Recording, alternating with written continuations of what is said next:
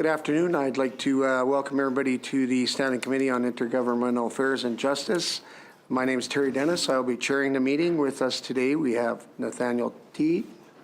We have Todd Gowdy, Gary Grewell, Travis Kiesig, Blaine McDonald, and Jennifer Bowes. Before we begin today's business, I'd like to advise the committee that we're in person to Rule 148.1. The following estimates and supplementary estimates. Number 2, we're committed to the Standing Committee of Intergovernmental Affairs and Justice on March 28th, 2024 and March 20th, 2024, respectively. 2024-25 estimates, vote 73, Corrections, Policing, and Public Safety. Vote 92, Firearms Secretariat. Vote 30, Government Relations. Vote 3, Justice and Attorney General. Vote 27, Parks, Culture and Sport. Vote 88, Tourism Saskatchewan. 2023-24 supplementary estimates number 2, vote 73, Corrections, Policing and Public Safety. Vote 30, Government Relations. Vote 3, Justice and Attorney General. And vote 27, Parks, Culture and Sport.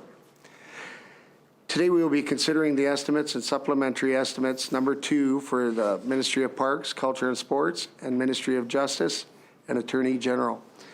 We'll then go to consideration of 3 bills, and we will recess from 6 to 6:30. We will begin our consideration with vote 27, Parks, Culture and Sports, Central Management and Services, subvote PC01. Minister Ross is here with her officials. I would remind the officials to identify themselves for the record before they speak and do not touch the microphones. The Hansard operator will turn them on for you. Minister Ross, please make your opening comments and introduce your officials, please. Well, thank you very much, Chair. And let me begin by acknowledging the land where we are gathered today is Treaty 4 territory and the homeland of the Métis.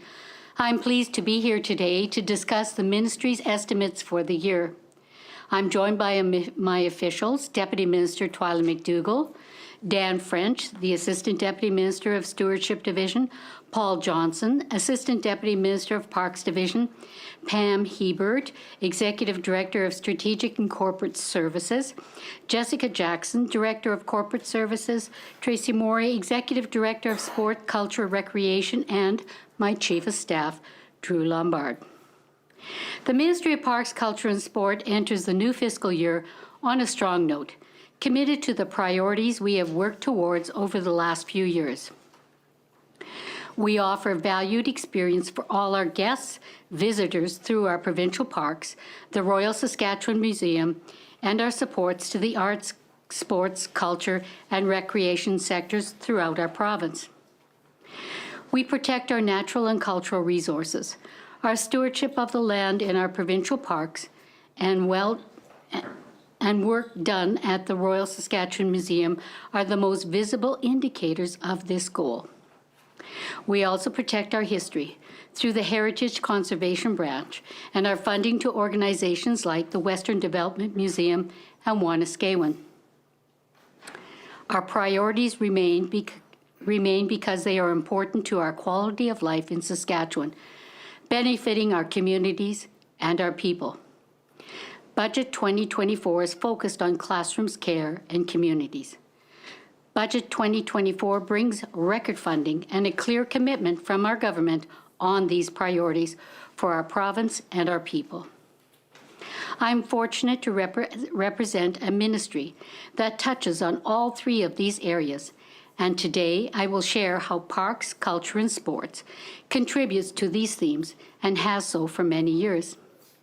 We can start with the Royal Saskatchewan Museum. Now, this is a jewel in our province, one enjoyed by locals and tourists.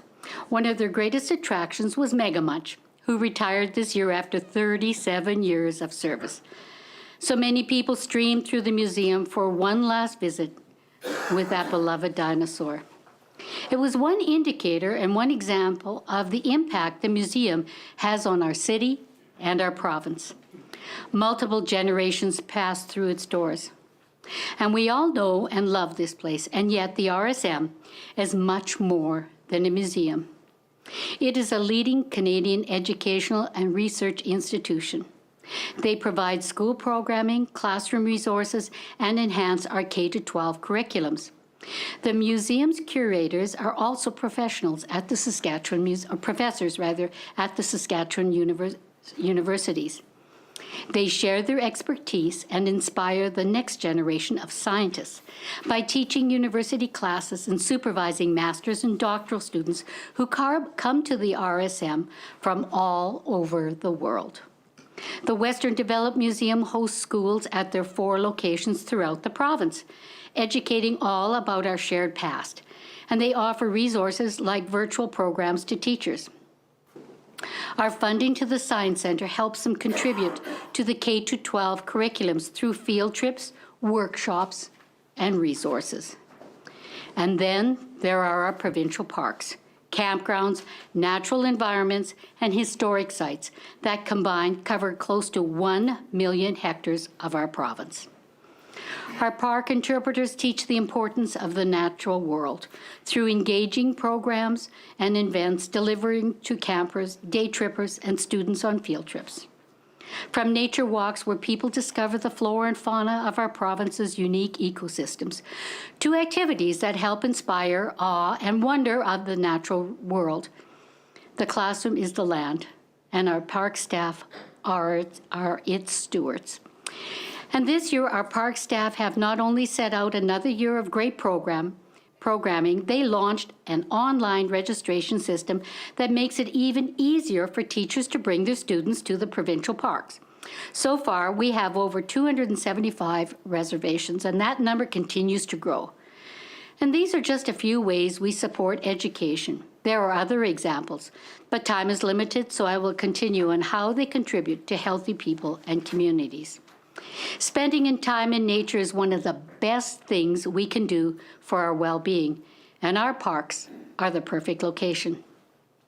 A hike through the woods, a night by a campfire, time to relax with family and friends, connecting with the natural world, all are remarkable medicine for both physical and mental health. My hope is always that every single person in our province will experience what our provincial parks have to offer. And our commitment to keeping these experiences accessible and affordable continues. There are no fee increases for our parks this year. Fees for park entry, camping, swimming, and our always popular Camp Easy accommodations remain unchanged. And our commitment to seniors remains. They will continue to have free access to our provincial parks. We had another great year in 2023 with nearly 365,000 camping permit nights in our Saskatchewan provincial parks. Reservations for 2024 camping season just kicked off, and we're off to another great start. Our campgrounds are filling up fast as people look forward to returning to our provincial parks again this year. And to make sure that people can continue to enjoy their visits, Budget 2024 included $15 million for capital and infrastructure improvements.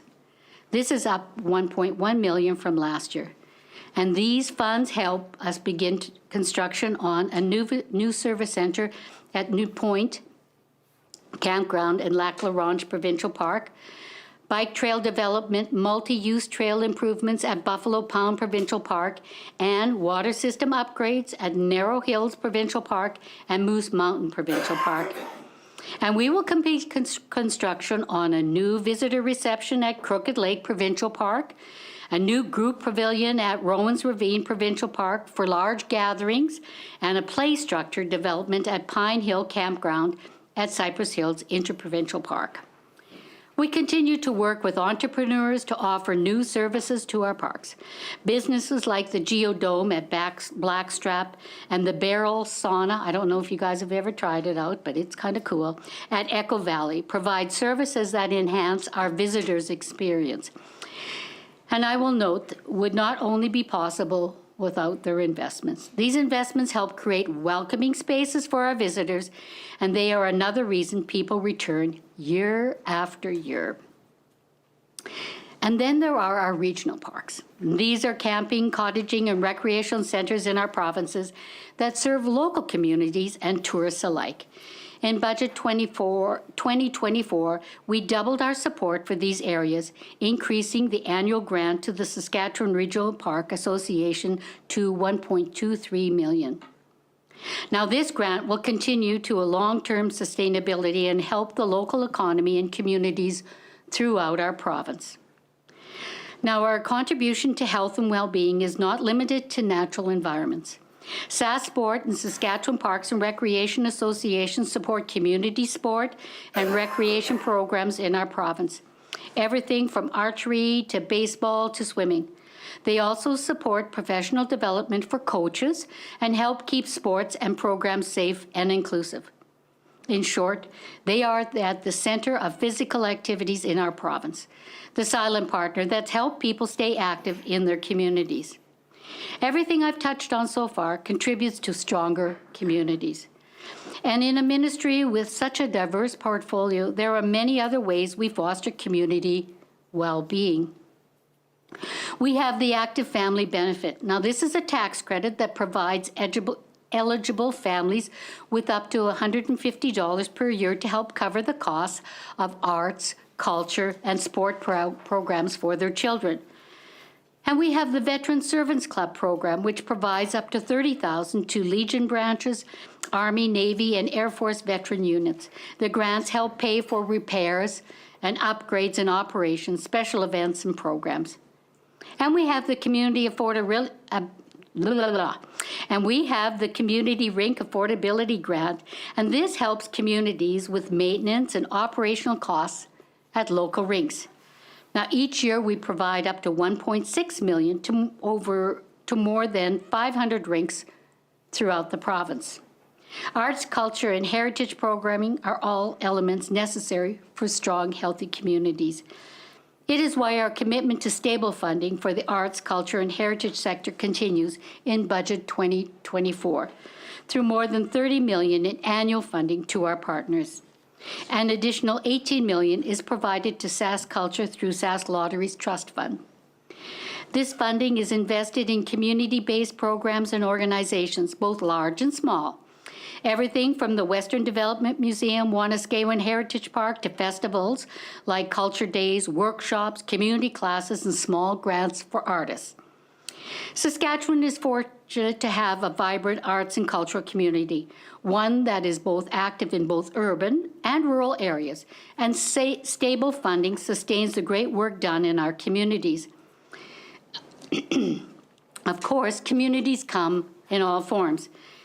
It can be geographic, defined by borders, our towns, our villages, our cities, our neighborhoods, or it can be a group of people who share common interests or backgrounds. In this case, it's defined by a feeling, a place where we belong. Saskatchewan's Francophone population is one of those communities. In Budget 2024, we announced funding to build new Francophone schools and investment in French language services. The Francophone Affairs Branch has recently signed an agreement with the federal government that will inject an additional $470,000 this year to help the branch improve French language services. Now, we bring the community together to celebrate their culture through events like Rendezvous Francophonie at the Legislative Building, and we invest in supports and services that the community needs. And finally, the Community Initiative Fund will see a significant increase this year of $8.5 million forecast for 2024-25. And this is up $2.1 million, a 33% increase from last year. Their grant supports community-based projects throughout Saskatchewan, making our communities healthier and safer for everyone. Now, all three items I talked about, education, health, community well-being, require a strong economy. And we have that in Saskatchewan. Our population is growing and investment remains strong. Our focus at Parks, Culture, and Sport is on people and on communities. But we also contribute to strong, sustainable economic growth. There is the economic impact of camping. the ripple effect of tourism. People don't just rent a campsite, they visit their local outfitters to buy equipment, everything from tents and sleeping bags to campers. They buy gas to get to the park and visit places along the way, grocery stores, restaurants, local attractions along the highway. And we are an employer. Many of our staff live in the small communities throughout the province, and their salaries contribute to their local economy. Saskatchewan film industry is growing as, excuse me, I need a little drink here.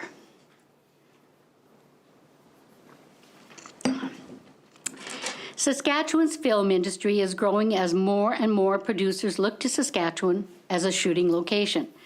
As this industry grows, the contribution to our province's economy grows with it. Over the last 2 years, Creative Saskatchewan has committed approximately $28 million to 46 productions. And that has a ripple effect with an approximately economic impact of $128 million and hundreds of jobs. And as interest grows, so does private investment. I was delighted to attend the official opening of the LED volume wall at the John Hopkins Soundstage in Regina. Now, this technology creates brilliant, realistic sets. You can create any location in the world, and you never have to leave the soundstage.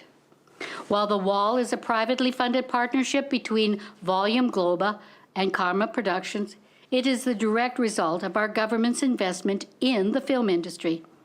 It's another strong indicator of the confidence the film industry have in Saskatchewan as a prime filming location. So as you can see, the ministry has a diverse portfolio with clear defined priorities. We touch on many things that are foundational to our great quality of life in Saskatchewan. We help people connect with the arts, science, and our province's history.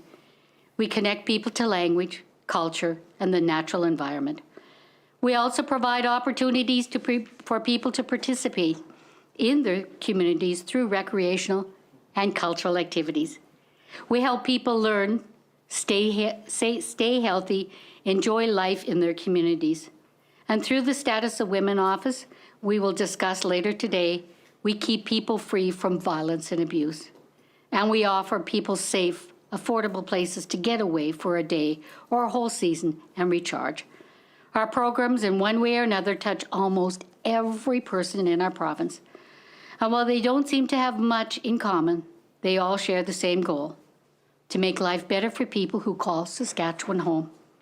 It's been such an honor to lead this ministry over the last few years, to work with the staff who drive these programs, people who are deeply passionate about their work and committed to our citizens. And so today, I will end my remarks with a thank you to all the employees of Parks, Culture and Sport, people who are so good at their jobs, and as you have heard today, do remarkable things for the people of Saskatchewan. And I want to thank them for their commitment, and I thank you for your time. Thank you for your opening comments, Minister. We'll now open it up for questions. Mr. Teed. Mr. Chair, I want to thank you, Minister, for your land acknowledgement at the start of your remarks. And I want to echo the thanks that you offered to all of the officials and staff that you work with every day, a fantastic team of people. Agreed. Thank you so much for the wholesome look at the diverse portfolio that you oversee in Parks, Culture, and Sport. I'm very intrigued by the barrel saunas, I have to say. Yeah, and then sometimes, as I was thinking about this, I think sometimes these committee rooms in the spring can feel a bit like the barrel saunas. I know, it's always very warm. I know I have limited time for questions, so I'm going to jump into it here today. I want to start by reading the response by the Saskatchewan Arts Alliance to Budget 24-25 into the record. It starts with 24-25 provincial budget, classrooms, care, communities response. On March 20, the Honourable Donna Harpower, Minister of Finance, delivered the 24-25 provincial budget, classrooms, care, communities. The provincial government projected a $1 billion surplus for 23-24, only to see it evaporate into a projected $273 million deficit for 24-25. With the arts in Saskatchewan still being negatively affected by the ongoing impacts of the pandemic, massive inflation, and the continued collection of PST expansion on admissions, entertainment, and recreation, the Saskatchewan Arts Alliance is disappointed with yet another year of status quo funding to the provincial arts sector. A status quo budget for a sector in crisis is simply not good enough. Funding to SK Arts has flatlined and well below historical levels, approximately $383,000 less than a decade ago. We remind the government that, and will continue to remind them, that the arts and culture sector contributes significantly to the province's economy and is a worthy investment. GDP generated by arts and culture in Saskatchewan in 2021 was $922,018,000.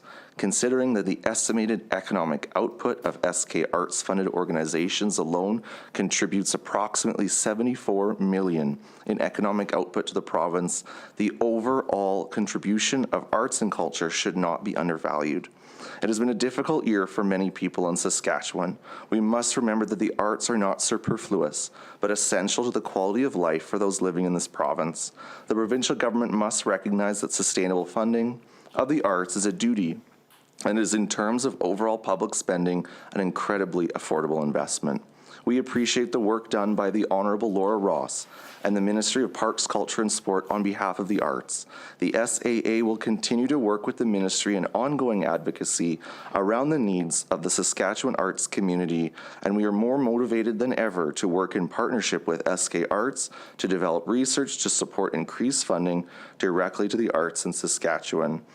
The statement then goes into experts of the Parks, Culture and Sports section estimates that can be found in our budget documents. Minister, as you know, I know many performing arts organizations have declared that they are in a funding crisis. They've written to you, they've written to me, we've raised questions in question period. I want to ask, how does the budget allocation to Parks, Culture and Sport address the crisis in our performing arts sector?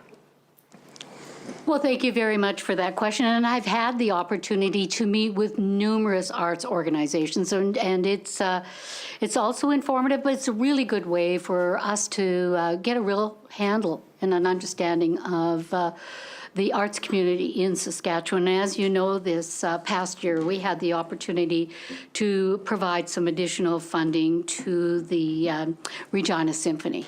And there's a good example of, the Regina Symphony. A lot of people just kind of think of this Regina Symphony as a couple of, a lot of men and women sitting in tuxedos up on a stage.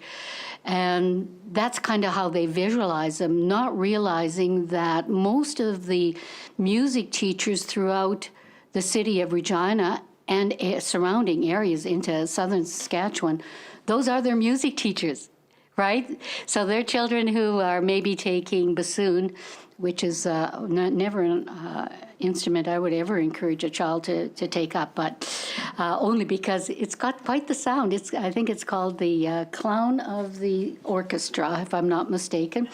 But anyways, so when they came to us, we never turn a deaf ear. We always sit down and we kind of discuss what the situation was needed. And at that point, the Regina Symphony was in a really tough spot. And we ensured that they were able to continue on for the season. Now, what I will do is have my official answer further some questions in regards to the allocation and the funding that takes place for that.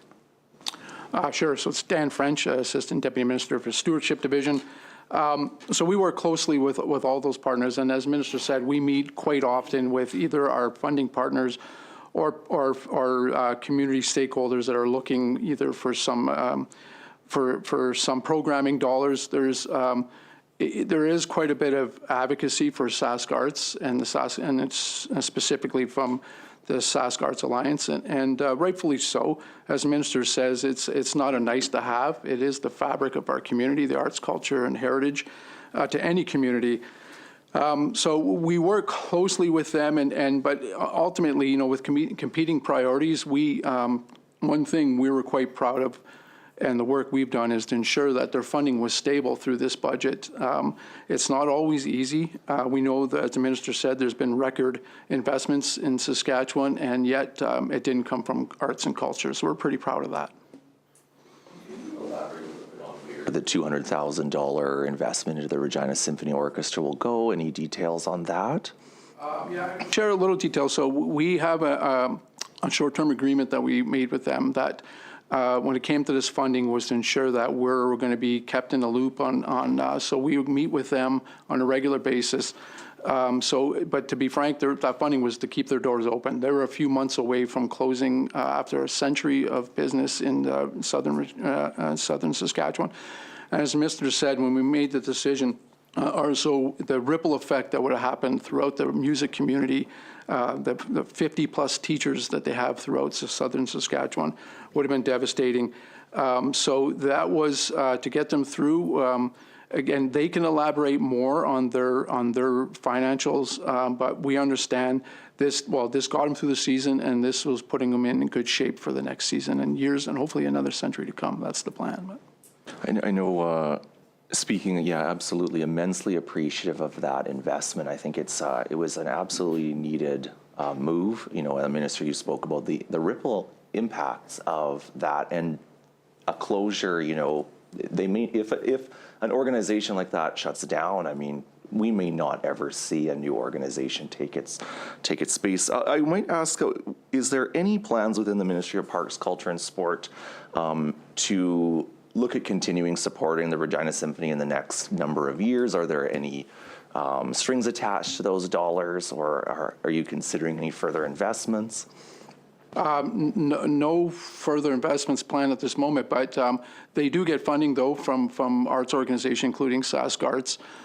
So there's indirect funding that they get, but what we you know, through the media and through some of the releases, that the citizens of Saskatchewan need to kind of step up and come back post-pandemic and get back into the business. And they're looking at creating a different model, right? So they know status quo is not going to make it moving forward. So they're looking at engaging youth different ways, engaging audiences and building new audiences. And we're encouraging that to continue.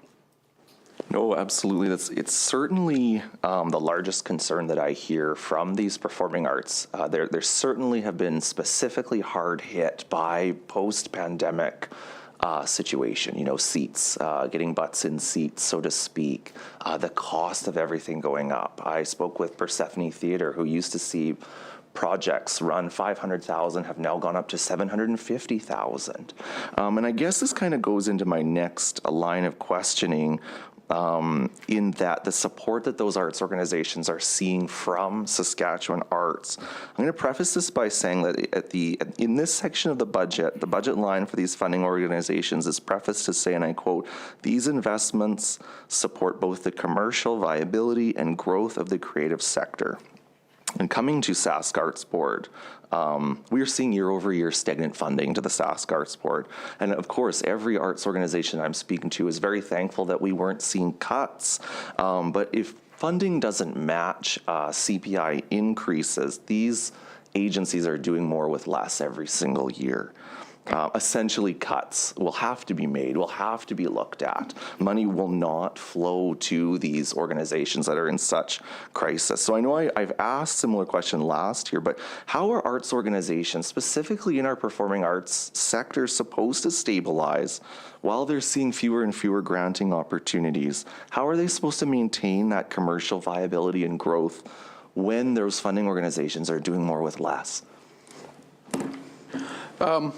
It's a fair question, and it's something that when I spoke actually to the CEO Michael from Sask Arts on budget day, as a matter of fact, they said, like, even throughout his community, including nationwide, they're looking to do things differently. There's an urgency of re-looking at how we do things. We can't do things the way we've done for the last few decades, and so I was encouraging to hear, and so that's what his message, I understand, is being sent to his funding, her funders, or fundees, I guess, I'm sorry, and is like status quo is just unsustainable. So I know it's easier said than done, but it's looking at how can we do things different while we are trying to stabilize at least their funding in the interim and with the rest of competing priorities. Can the ministry point to any programs of how they might work to support that innovation within their funding organizations? Well, there's one program that we proudly invest in every year. It's called Arts Fest. So Arts Fest it's nationally, but there's a Saskatchewan regional component, and it's where the Arts Fest works with artist community to they give them mentoring on either partnerships or fundraising or marketing, and they try to really match them with private donations and entrepreneurs, and so that is quite well. In fact, Saskatchewan is leading the country in that, for that matter, in that file. So we're really proud of that. So that's one example. The rest are, a lot of them is just through the programs themselves. So the arm lengths, like Sask Arts, for example. Sask Culture, as you know, it's funded through the lottery system, but they infuse almost $20 million annually into the culture sector of our province. So we're quite proud to be part of that as well. In my time working as a arts and culture fundraiser in Saskatoon, one of the biggest challenges that we face, and I hear from other arts organizations linking up to these private foundations, is that Saskatchewan just simply doesn't have the family foundations that, say, a British Columbia or Alberta has. And so when they are out there looking for this support, they're seeing a lack of family foundations out there that are giving money. They are seeing sponsorship direction change. Post-pandemic sponsorship for companies is now looking at different things to support different areas, mental health, children, those sorts of things. But I appreciate the look at the Arts Fest, and I absolutely will, look into that a little bit more.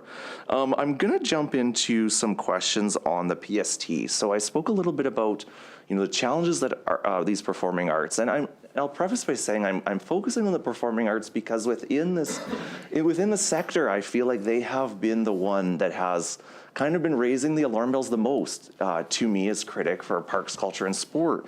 And so I'm going to jump into the third kind of hit that they've been seeing. We've been seeing it's been difficult to get people back in seats. The cost of everything is going up. And the third has been the whammy of the PST on everything culture, sport, entertainment. As I speak with these organizations, they continue to cry foul that the government decided to expand the PST on arts, culture, and entertainment, all during a time when they're supposed to be recovering, a post-pandemic recovery. And while they're recovering, they are seeing that they are going to have to pass those additional costs of the PST on everything they see, from tickets and stays and concerts. They either have to eat those costs or they have to pass them on to a cash-strapped consumer, who is then maybe more difficult for them to get their butt in those seats. And I'm also hearing from organizations like that concert acts are looking at this PST on tickets, and they see it as just that extra barrier to stop in Saskatchewan on a tour. They're driving through Saskatoon from Winnipeg or Manitoba to Alberta, and if the cost of those event tickets is too high, it's just that extra reason to jump through Saskatoon or Regina. And you mentioned the ripple effects. I think we're losing out on the ripple effects when big acts are choosing to skip Saskatoon and Regina. And so I guess my question is, why didn't the government, through budget 24-25, scrap the PST on culture, recreation, and all things under this umbrella?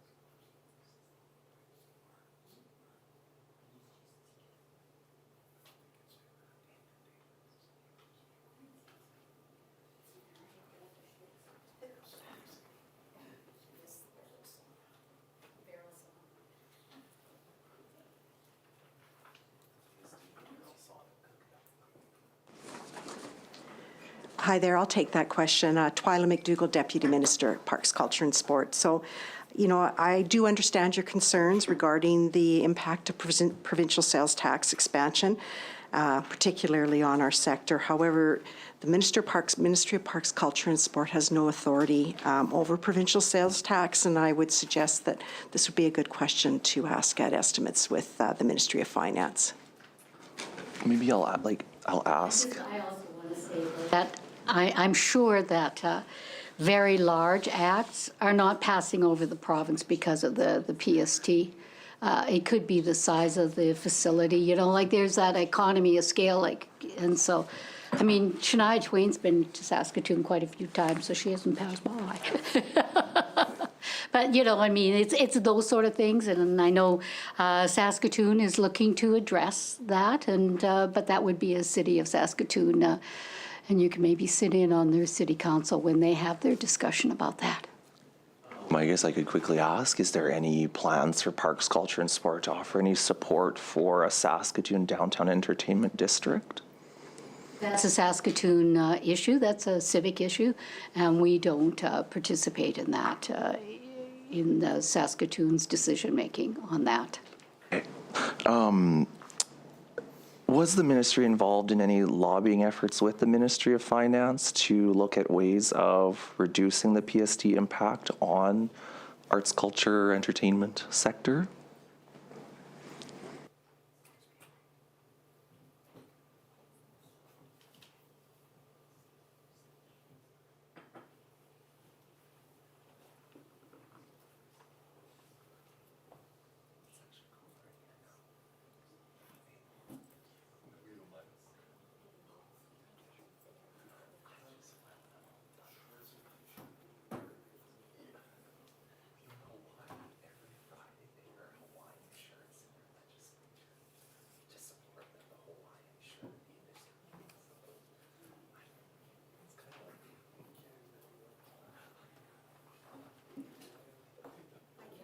I can elaborate on that for you.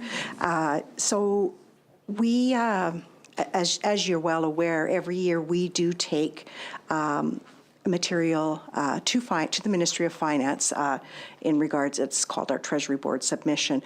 And in that submission, we'll speak to the credibility and the viability and the importance of all of our stakeholders, including arts and culture. And so that's how we get in front of finance. So you may not see everything that we put forward, but that's the mechanism we use. Part of that mechanism, are you able to comment to say if any recommendations were made on behalf of stakeholders to the Ministry of Finance? Yes, we'll include that in our presentation and in our submission as far as what the stakeholders had suggested and why, and what our recommendation would be based on that. Yeah. Thank you so much. In the case of not scrapping the PST on arts and culture, I know that arts organizations have said, well, if we're going to continue on in an environment with a PST on our services, why not see a bit of that money returned to the arts and culture sector that is in crisis? And you can look to the Arts Alliance's request for the $383,000 would bring them back up to the decade ago funding. Has there been any discussion or advocacy work done to see if some of those dollars can be returned to Parks, Culture and Sport?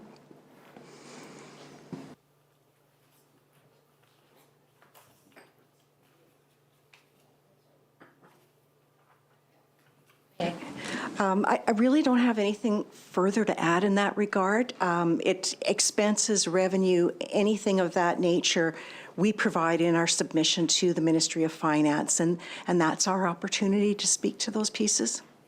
So much. I'm going to jump over to the budget allocation for Creative Saskatchewan.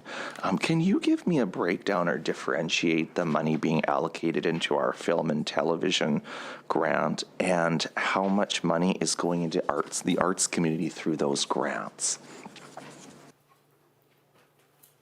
Yeah, sure. First, we wouldn't have those details of what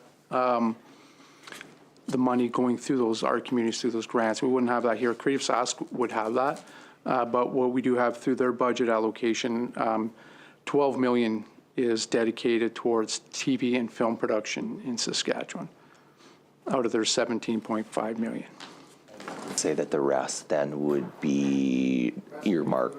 And then they fund some parties as well, for Sympia, for an example, or SAS Books, SAS Music. They're all funded through Creative Saskatchewan. Many arts orgs and individuals still wonder the logic of scrapping the film tax credit, and I know I asked this last year, and we probably will continue to ask till the end of time. Has the ministry done any research on the efficacy of the tax credit versus the grant? And I guess this is a really good opportunity for you and I to have that very frank conversation. And the program that is in existence today far exceeds what comes back for the taxpayers of Saskatchewan. Previously, there was no money up front. It was a tax credit, right? Whereas now, when I talk to producers, they have to put together their project, and it has to be fully funded. And then they bring that project to Creative Saskatchewan. It goes through a very rigorous adjudication, which then they have the opportunity to receive funding, but it is for goods and services that are spent in the province of Saskatchewan. So that money directly stays here before the money bled off. Right? And you can talk to any producer. They're going to tell you, this is way better than what we had before. And so I'm really proud of the work that our whole team is doing with Creative Saskatchewan and the whole industry. And as you know, that industry has changed so much. And I'm not sure if you had an opportunity. I'd be more than happy to take you over to the soundstage. Have you been there? Oh, well, I'll take you over there. You will enjoy it. I would love to take you up on that. Yeah, because it is, it's not open to the public, as you know, because the volume wall, the LED wall, it's a very significant, it's millions of dollars of investment of a private company into a lease space at the soundstage. And there again, really is a good indicator of the strength of the industry today in the province. But it also shows that there's been a real turning point on how producers of film and television see Saskatchewan today. And the interesting thing is that new wall, that volume wall, it's like out of this world, I have to tell you that. And so it is the second largest in North America. The largest is in Atlanta. Right? But ours is the newest technology. And so this is something that we can be really proud of. Also, too, and you've had an opportunity to travel to Vancouver or Toronto, which are two of the major hubs for the television and movie industry. Well, you think you're going to get a hotel room for $200 a night in Toronto or Vancouver? Not likely. Or the snarl with traffic. So all of a sudden, now we have producers who are coming to here and saying, I can stay in a beautiful hotel.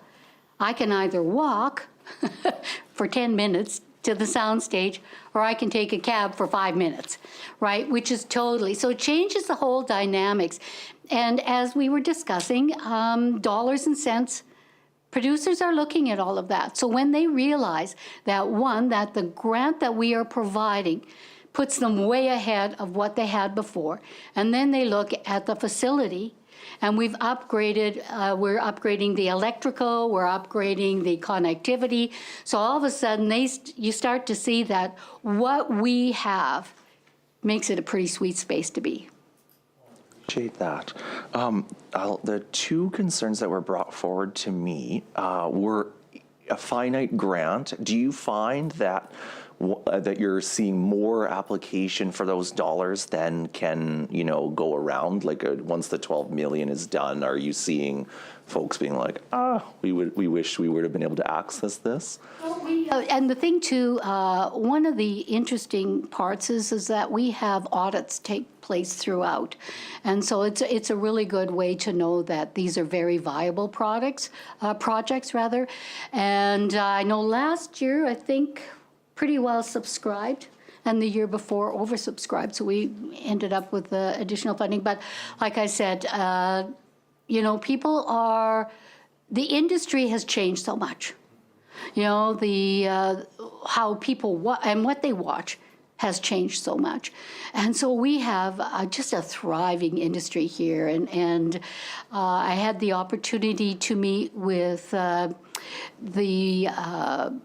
people at SAS Polytechnique who are also doing a micro-credentialing. So I'm not sure if you have a chance to talk to Minister Wyatt at all about what they're doing at SAS Polytechnique. So again, what we're doing here is not just building up the industry for dollars, for grants, but rather people who are very employable, not just in Saskatchewan, but elsewhere. It used to be that kids who were gamers who sat in the basement, their mom and dads would say, oh man, I'm going to be supporting these kids forever, right? Because they're like, what kind of job are you going to get? Well, now all of a sudden, guess what? Those are the people that are going to be saying, don't worry, mom and dad, I gotcha. Because they are going to have very productive careers. And so, like I said, SAS Polytechnique is looking to micro-credential so that we have the film crews that are able to participate and really kind of roll up their sleeves and get these productions done. And also the university. So we've got some really good synergies going. And I think that's what makes Saskatchewan so cool, too, in that we can pick up the phone and say, what about this? And so we had a round table with both Cynthia, Creative Saskatchewan, and with SAS Polytechnique and the University of Regina. And we had a round table here and said, okay, what do we all need to do to be able to support each other? And I think that's the best part about this stuff. Right, thank you so much. One last concern that was brought forward was about from arts organizations concerned that a lot of the main funding going into films was cannibalizing any of the granting opportunities that Creative Sask might. I've heard some concerns about applications made to Creative Sask that have, not been made more recently under, with funds going into the film and television. But I know that when there's a limited pool of money, sometimes, you feel like you're not getting the fair end of the stick. Are there any concerns being brought forward or? Mm-hmm.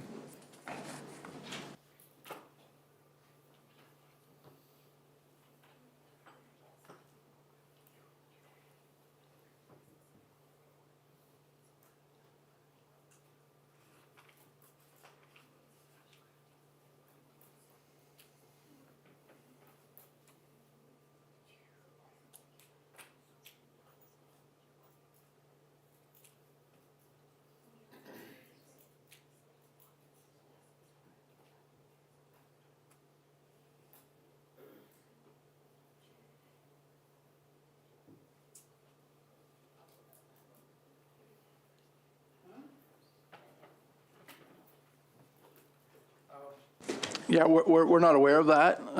We know that the 12 million as dedicated film and television doesn't affect their other grants. So they're still granting as per usual what they had in prior years.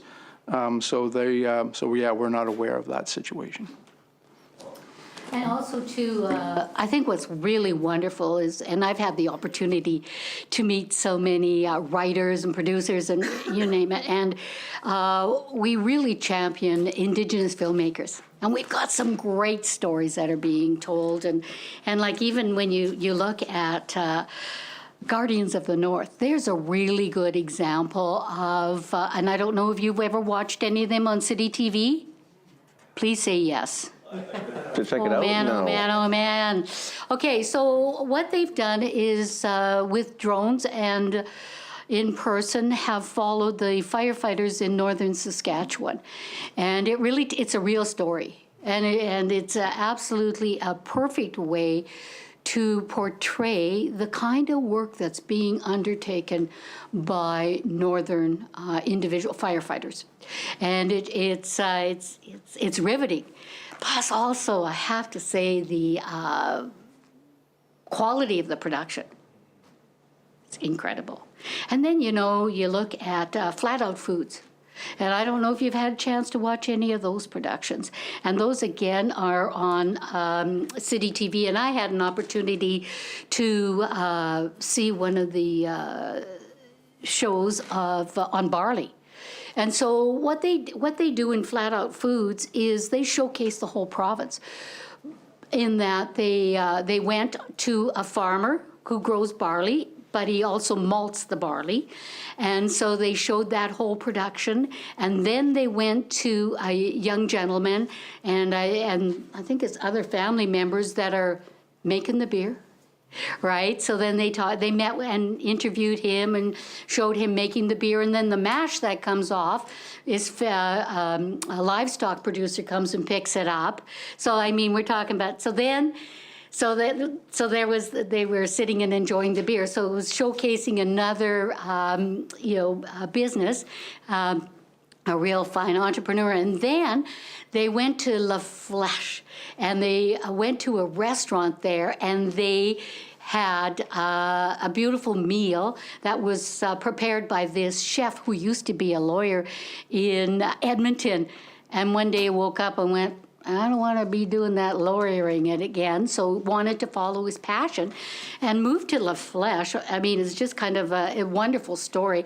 And so, again, they were preparing a meal with beautiful Saskatchewan produce that they were growing and had sourced locally, and then it had a beer sauce. So it kind of followed barley, the whole story of barley all the way across. But what was so wonderful is that it was showcasing the province. And they're out of Saskatoon. You got to go meet them. They're just great. And so and again, I had a wonderful opportunity to talk to that producer of Flat Out Foods, and he said to me, Laura, this program that we have, this creative grant, is the best. It absolutely, the upfront financing that we can achieve really makes what we do here possible. And again, it's a wonderful way of showcasing what Saskatchewan has to offer. I mean, it's just, this is it's not, City TV is picking it up, but now people are starting to go in and watch it on YouTube and stuff like that, because it's like the production quality. This isn't just homemade stuff. This is like, when you see it, you just go, oh my goodness, this is being shot here in Saskatchewan. It's excellent. It's absolutely, I think there's so many opportunities to highlight the amazing things that are happening in our province. And of course, deeply appreciative to see this film industry revived and renewed and continue to see that. And I think you're right. I think there's huge opportunity to support Indigenous filmmaking. Would you say that would be a priority of the ministry going forward? It's part of the whole cadre of films that are being made. And so, and we have such talented writers and actors here and filmmakers that are going across the whole province. And I don't know if you've ever had a chance to, because you were in the artistic industry, to go out to the Yorkton Film Festival where they show all the short films. And you really get to see the kind of talent we have and how we can showcase it. No, absolutely. I will make a shameless plug here while we're talking about the film industry, because my first knowledge about the soundstage had probably come from featurettes on The Mandalorian on streaming services, and you see how amazing these LED sound stages are. And so I'll make a shameless plug here in this committee to see if we can acquire any Marvel or Lucasfilm productions, and then I have to ask an invitation if you ever. So that's my shameless. Okay. Yeah. Only if we can do it together.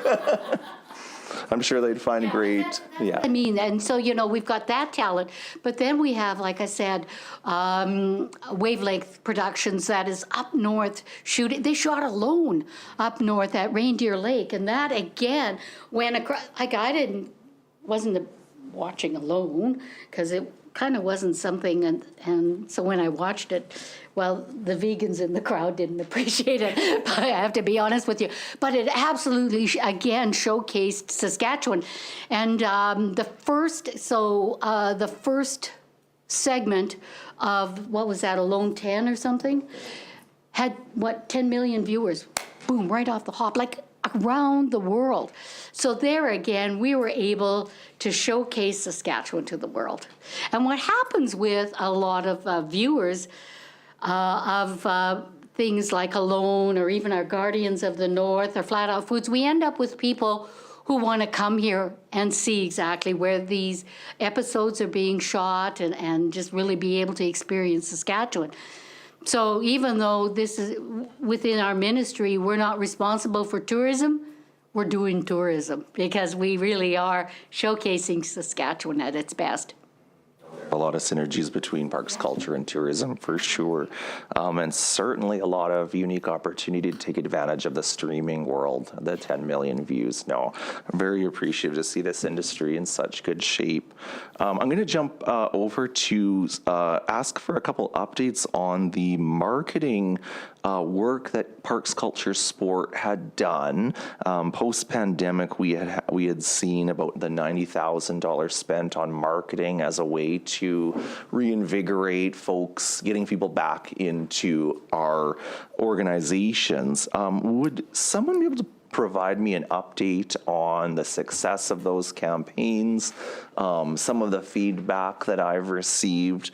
Just to preface this, is that there have been organizations who've applied that just haven't seen any dollars allocated. There was a feeling that, there's more needed in this recovery process. So just looking to see if you could give me an update on that, on those marketing dollars.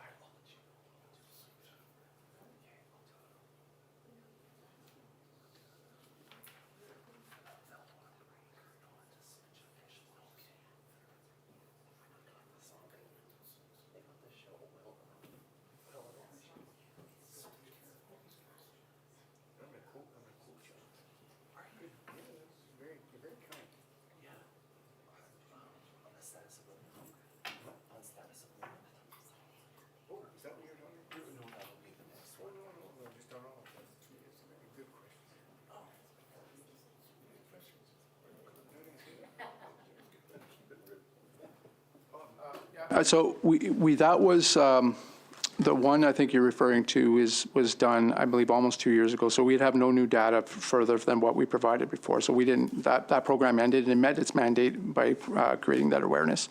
So we would have no more information on that one. Thank you so much.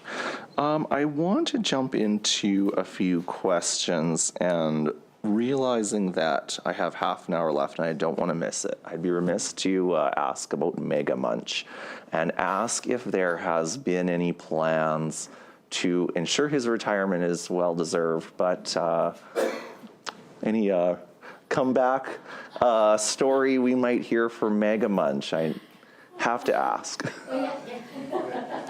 I'll talk a little bit about Mega Munch, and then, well, Mega Munch was there when my boys were little, and they're grown up, and they got their kids. But anyways, 37 years old, and loved by everyone.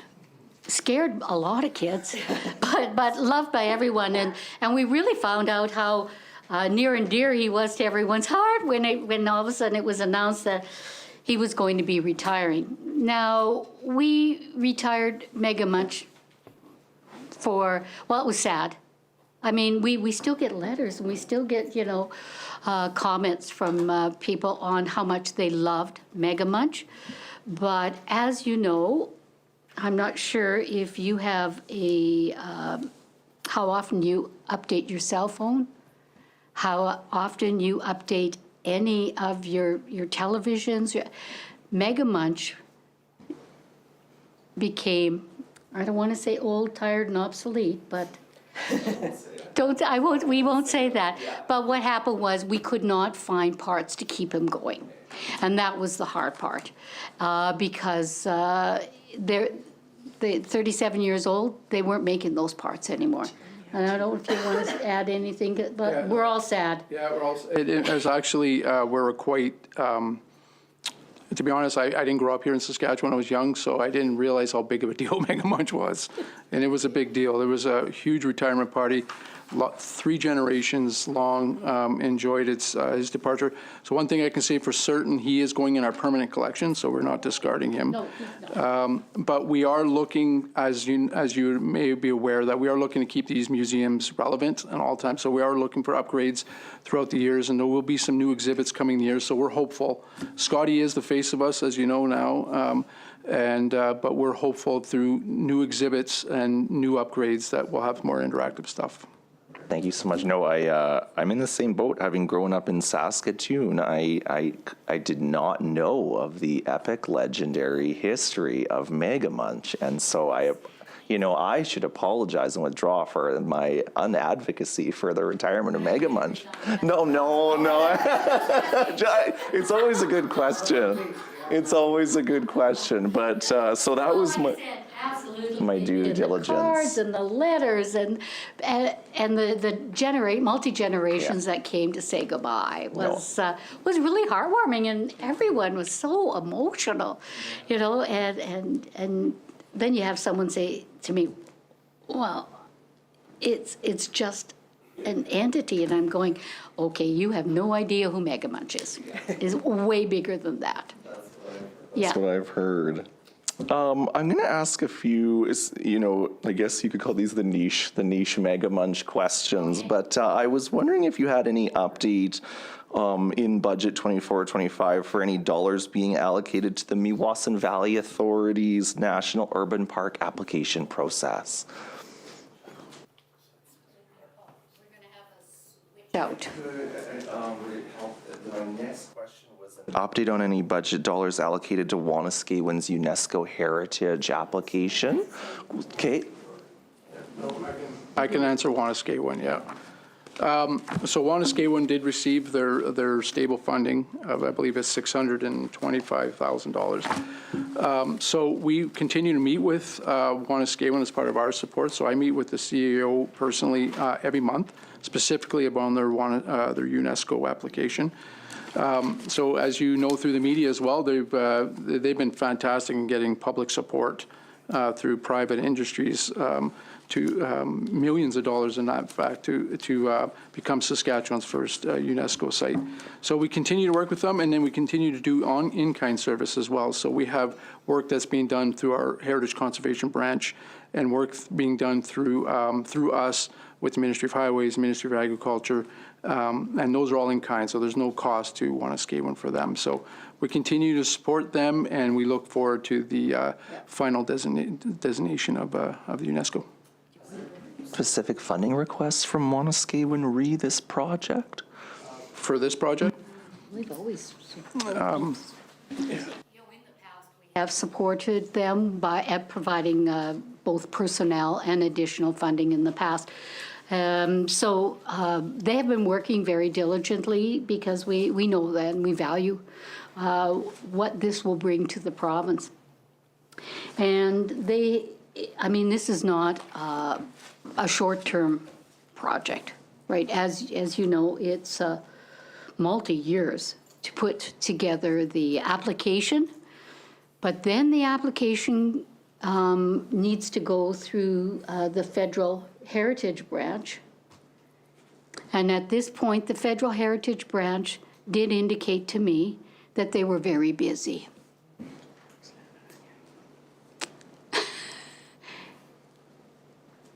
You can read into that what you like.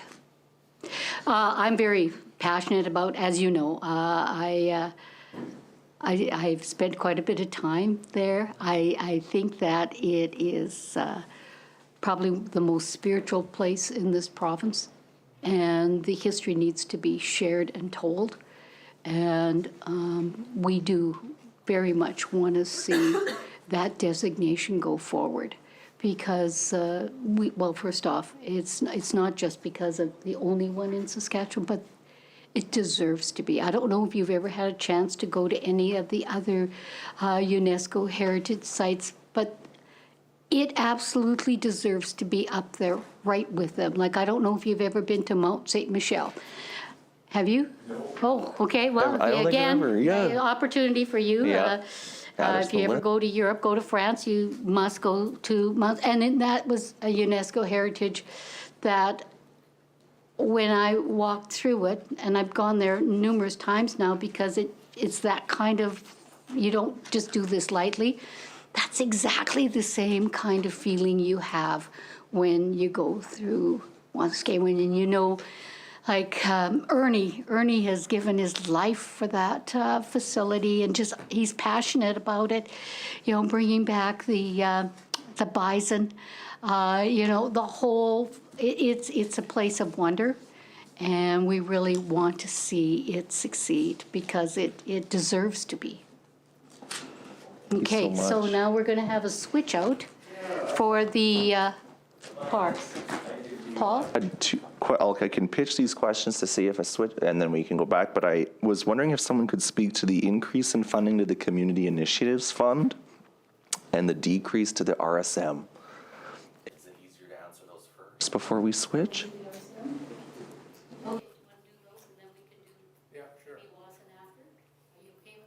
Otherwise, we're doing musical chairs here for you. Yeah. Smooth as possible.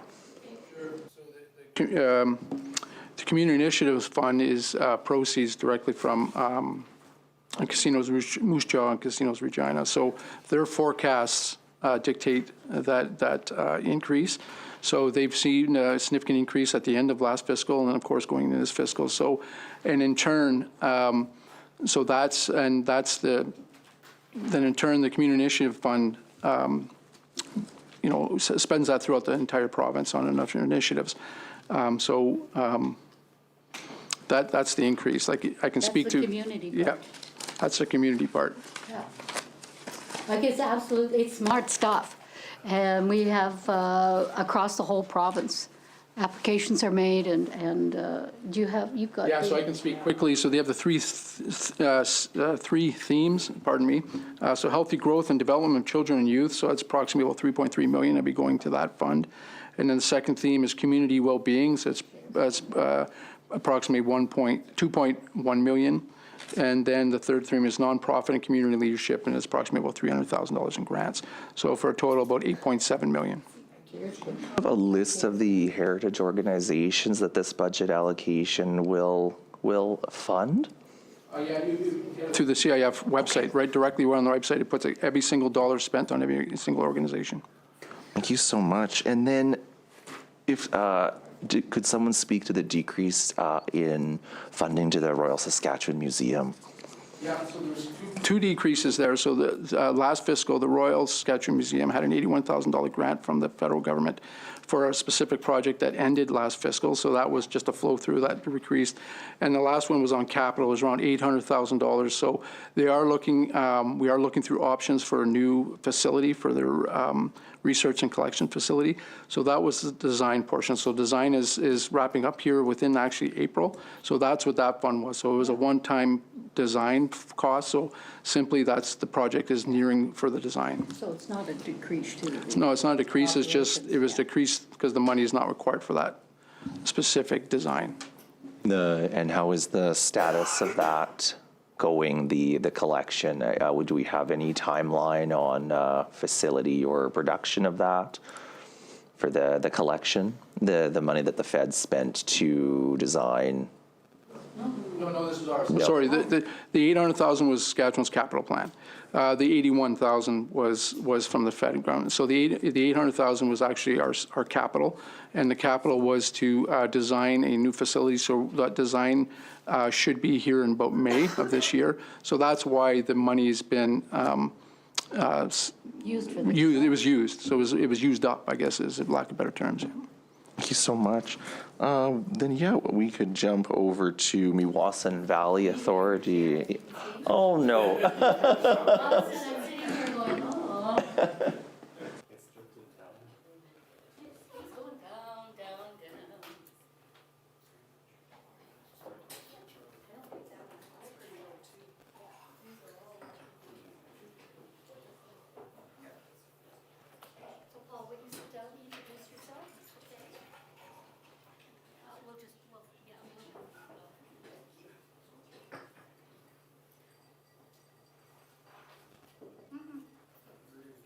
Okay, we're ready, we're back.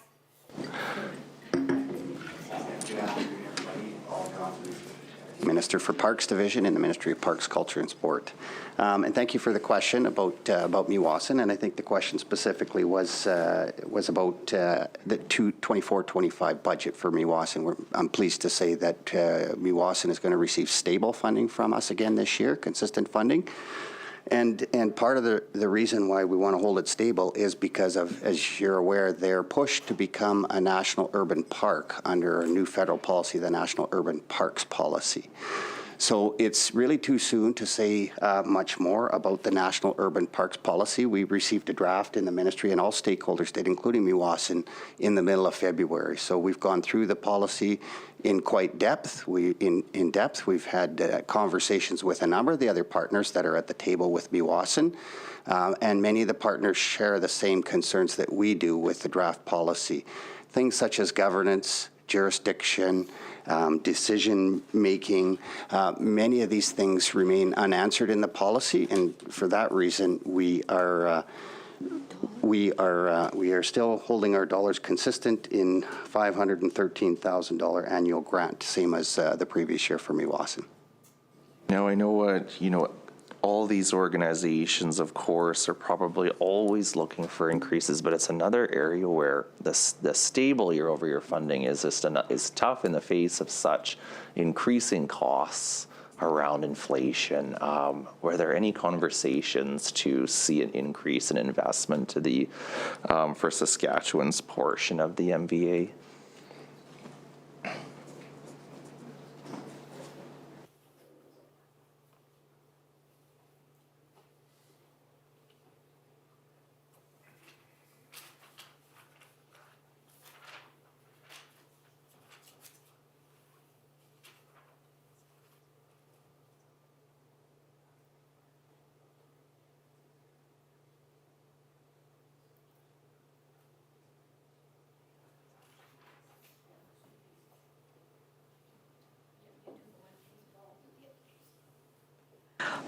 I'll take the lead, yeah, Twyla McDougall.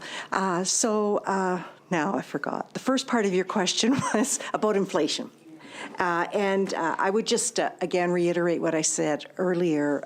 We do take all of our stakeholder information, have that conversation with them prior to going to the Ministry of Finance with our budget document, and that's where we have the opportunity to present their budget and justify our recommendation.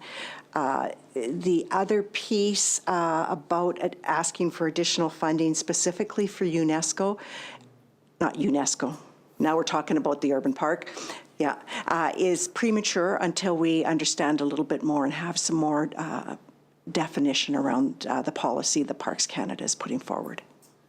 Any update to the state of those negotiations with the federal government? Yeah, I can elaborate. I represent the Government of Saskatchewan on the steering committee for the National Urban Park Transition Team, I guess you would call it.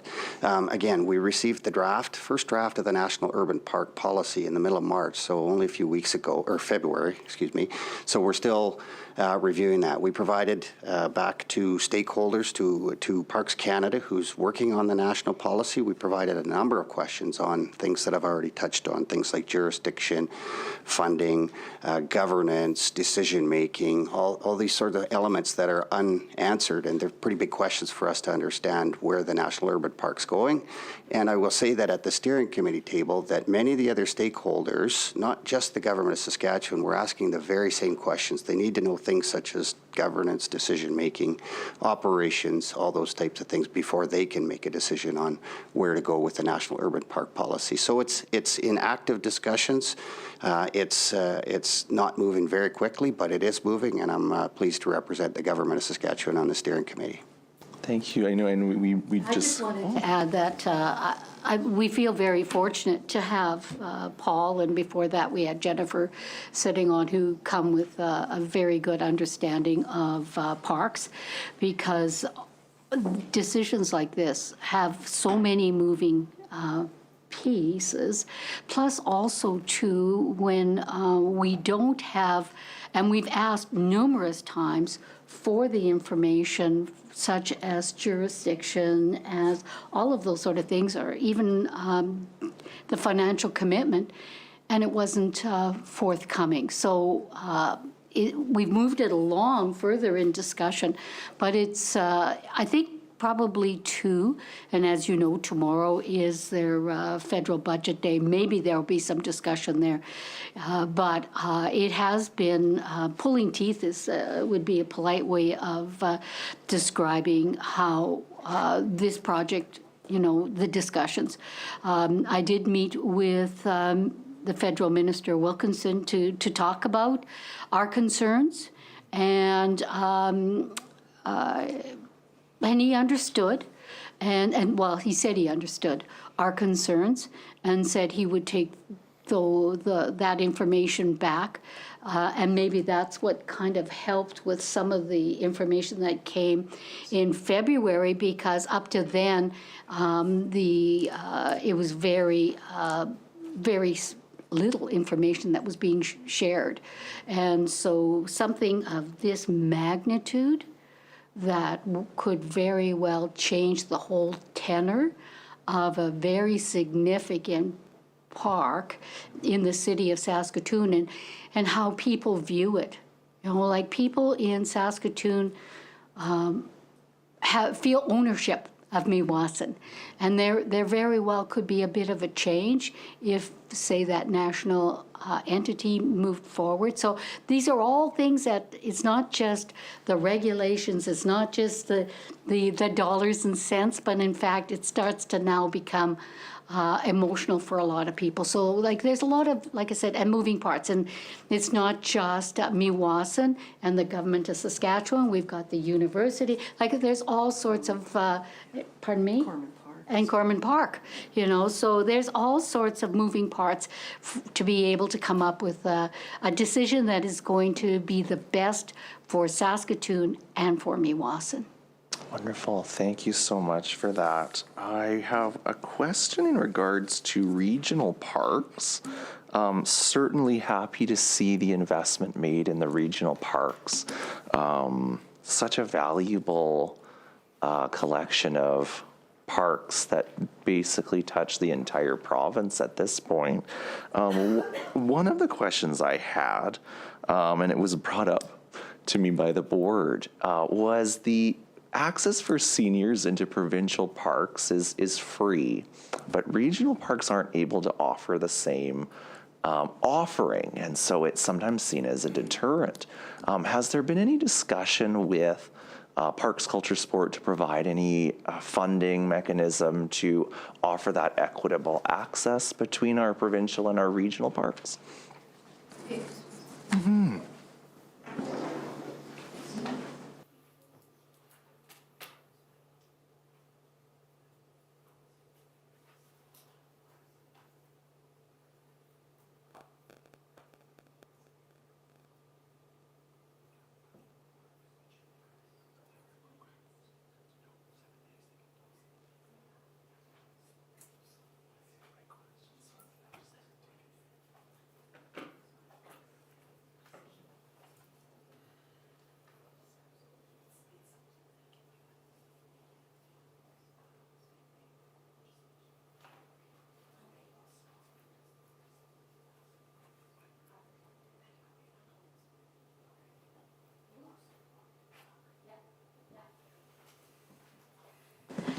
Okay, so yeah, as you know, we very much value the regional parks, and they really augment what our provincial parks have to offer for tourism, not just for visitors from outside our province, but also within the province.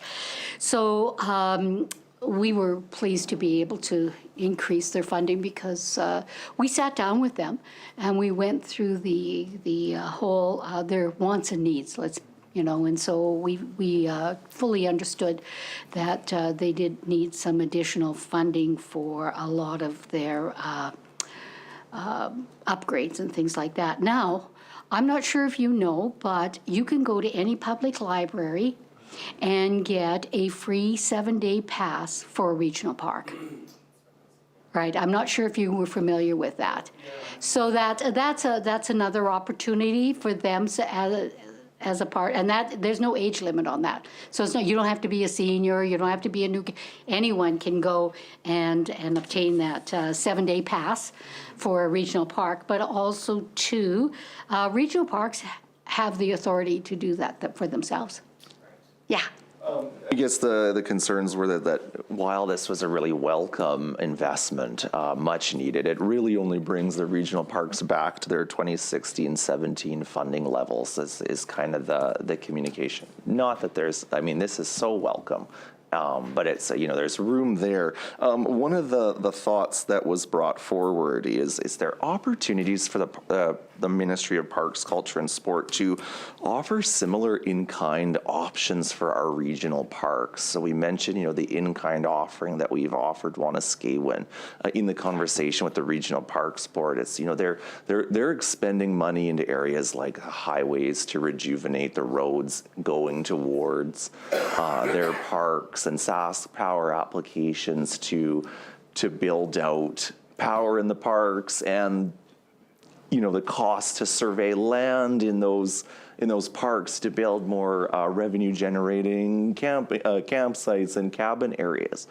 Is there any conversation happening to offer some of those similar in kind? I feel like we have two arms of government that aren't really working together, and we could maybe be alleviating that budget constraint by offering some of that.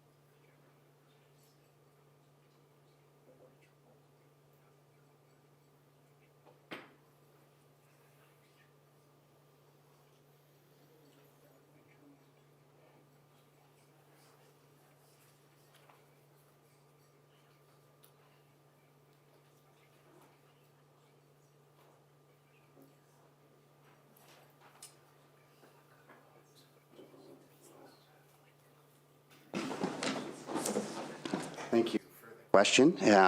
Regional parks, as Minister said, are really, really an important part of the rural fabric of the province, and significant offering with well over 7,000 campsites and golf courses, and employing more than 1,000 seasonal staff across the province. So they're fairly important, and I think that's the reason why that we doubled the grant to the Regional Park Association this year from $615,000 to $1.23 million. It's really, really important to emphasize that regional parks are autonomous. They make their own decision-making about how their funding is allocated, and it's match funding as well. So if they are eligible for funding through the Saskatchewan Regional Park Association, it leverages additional investments from local stakeholders, communities, municipalities. So I think it's very important to emphasize that they're autonomous, and they're operated and managed by local authorities. So I just wanted to also say that, when we talk about local authority, the regional parks fall under the jurisdiction of the RMs. And the RMs did receive a increase this year. So what's interesting is if you look at the 2006 to 2007, that's when the NDP were in government, they were giving them $275,000. Today, we're giving them 1.23 million. Totally different. So, you know, if we're talking about the increase in regional parks, we have stepped up. But like I said, I had a really good meeting with them. They sat down, they said, Laura, this is where we're at, this is what we need. Now, some regional parks have wonderful relationships with their RMs, not all of them do.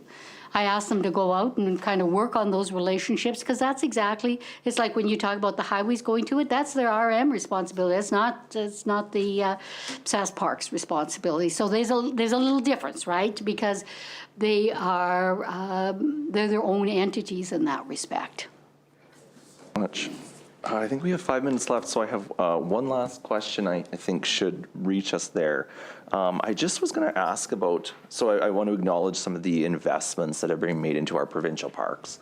Certainly welcome investments, welcome investments in capital that will be used by so many folks in our province.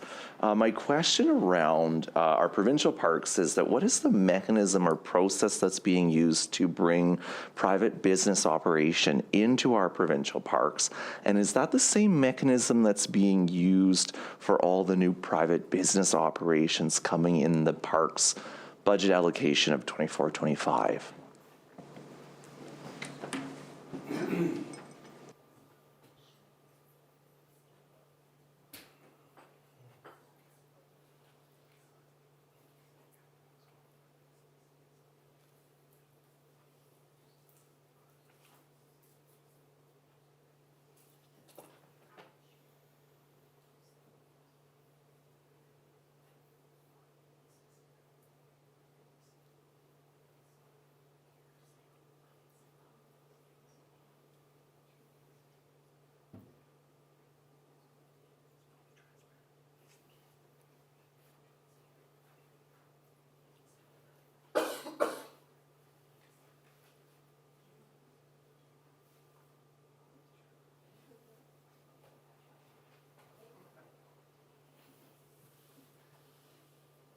Thank you for the question. Of course, the investment in parks is an investment in the economy, an investment in the province, and it's very, very important, not just to park operations. But as you allude, the increase in investment in our capital program by over $1 million this year, which will be significant, allow us to do more investment in infrastructure and parks.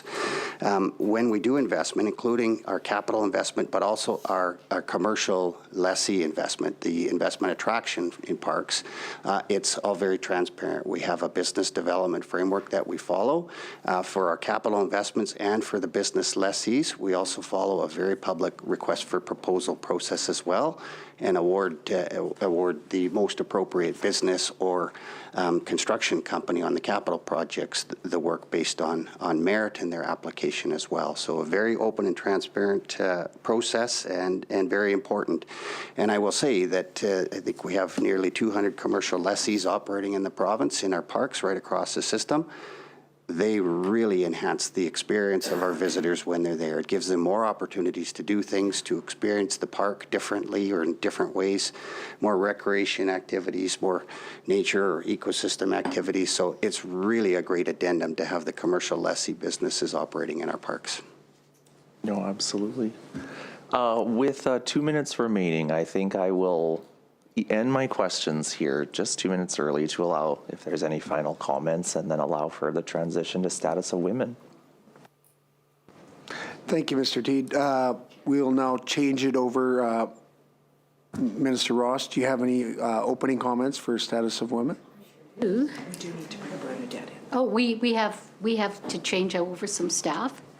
Oh, And okay. I want to thank the parks people Okay, who do you have want come. to thank your staff Yeah. now, and then we'll have closing comments? Sorry, we can do No, we that's can do it okay. both I ways. know the transition, but I want to thank the Paul and Dan and the people from Parks, Culture and Sport who have really been, have worked really hard to ensure that we were able to provide fulsome answers to your questions. So thank you very much for the respectful questions and the interest that you have in this ministry. It's an exciting ministry to be part of, and I must say I feel so honored to have such capable, competent staff within the ministry that they just make it shine. So I want to thank them all. Thank you, Minister Ross. Do you have any closing comments, Mr. T?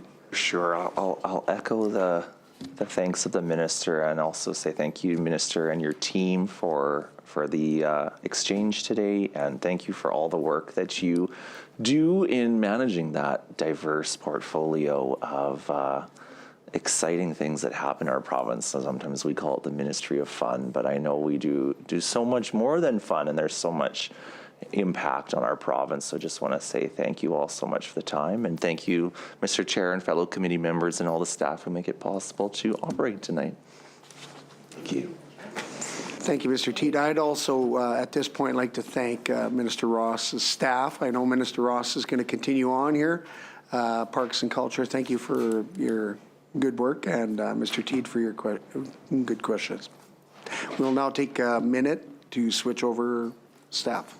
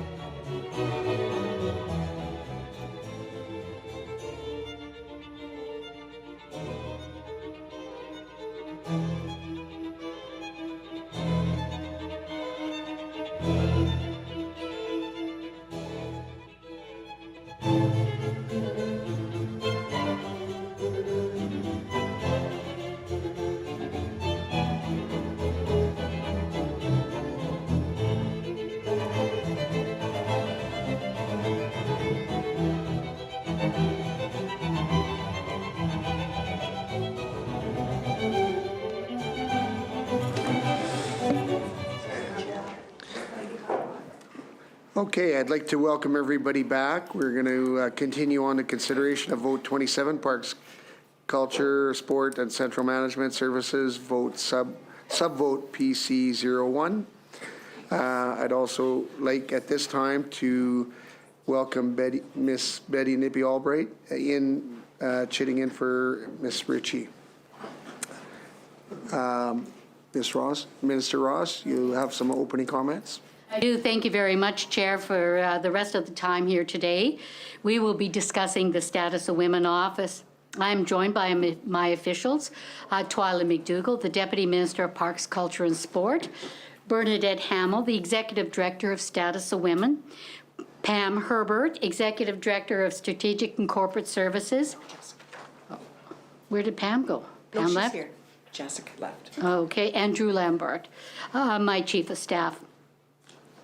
Now, the Status of Women Office is a branch of our ministry, and yet they work across government on areas that matter to women and girls in Saskatchewan. They have a very clear mandate to lead and coordinate the development of strategic initiatives that support women to live safe, healthy, and prosperous lives. While the mandate is straightforward, it is also vast and can take very many forms. They coordinate work across multiple ministries, lead and provide oversight on specific initiatives, develop partnerships with external organizations to develop new projects that strengthen our programs and services, and work at the national level, meeting with other provinces and the federal government to ensure Saskatchewan's voice is heard and the unique needs of our province are being met. Now, for the next hour, we're going to talk about how the Status of Women Office helps shape the lives of all of us. Because when we improve the lives of women and girls, we improve the life for everyone. Like the rest of the ministry, the Status of Women Office remains committed to the priorities we have pushed forward over the last few years. The Status of Women's Office is centered around women's social and economic priorities. More specifically, they focus on the safety, health, and economic prosperity of Saskatchewan women and girls. The office engages with all levels of government with community partners to achieve this goal. They've had a very busy year in 23-24. Before we turn to budget 2024 and the year ahead, there are significant accomplishments that I'd like to draw your attention to today. In January 2023, we signed an agreement with the federal government for $1 million in funding to expand crisis line services in Saskatchewan. Our partners in the Ministry of Justice and Attorney General implemented the funding. The final contract was awarded in January 2024 to United Way, and they used the funds to expand the 211 Reconnect service, which supports families and individuals impacted by interpersonal violence. People accessing the service receive non-judgmental support, including 30 minutes of direct counseling with experts from Family Services Regina, who are partners in this initiative. Last May, we had the privilege of announcing a partnership with Shoppers Drug Mart to provide free menstrual products in Saskatchewan. The Shoppers Foundation for Women's Health agreed to donate 12 million pieces of products over 3 years, and the province would take care of the distribution. Now, the Status of Women Office led the development of the program and the implementation of this plan. They worked with partners from across the government to take this project from concept to implementation. Now, by October, more than 100,000 boxes of pads and tampons were on their way to schools and transition houses in our province. More than 3 million individual products. It was the first shipment and the beginning of this 3-year initiative. Another shipment went out in March this year to transition houses and women's shelters, and there will be further shipments later this summer. And the Status of Women Office is working with advanced education to look at expanding this program. In July last year, we joined with the federal government to announce that Saskatchewan had signed on to the National Action Plan to End Gender-Based Violence. The Status of Women Office negotiated this agreement on behalf of the province. This agreement will add $20.3 million over 4 years to our work, to the programs and services that help prevent interpersonal violence and support survivors. Leadership from the Status of Women Office resulted in Saskatchewan developing a plan that is prevention-focused and meets the unique needs of Saskatchewan. Now, this plan, it's not static. It allows flexibility so we can continue to meet the needs of the province in the best possible way. And the office worked closely with 7 different government ministries that have programs which can be expanded through this funding. And we have started to roll out that funding. In the last fiscal year, more than $1.2 million was provided to organizations that deliver services and support, including $300,000 to Hope Restored to deliver housing and support services for human trafficking victims. This was year 1. The organization will receive $1.2 million over 4 years. $400,000 to increase the Missing and Murdered Indigenous Women and Girls Community Response Fund. This supports Indigenous communities and their partners to generate solutions with a focus on prevention. $335,000 to Alternative to Voices services at the Ministry of Health. This program delivers intervention treatment to those who perpetuate intimate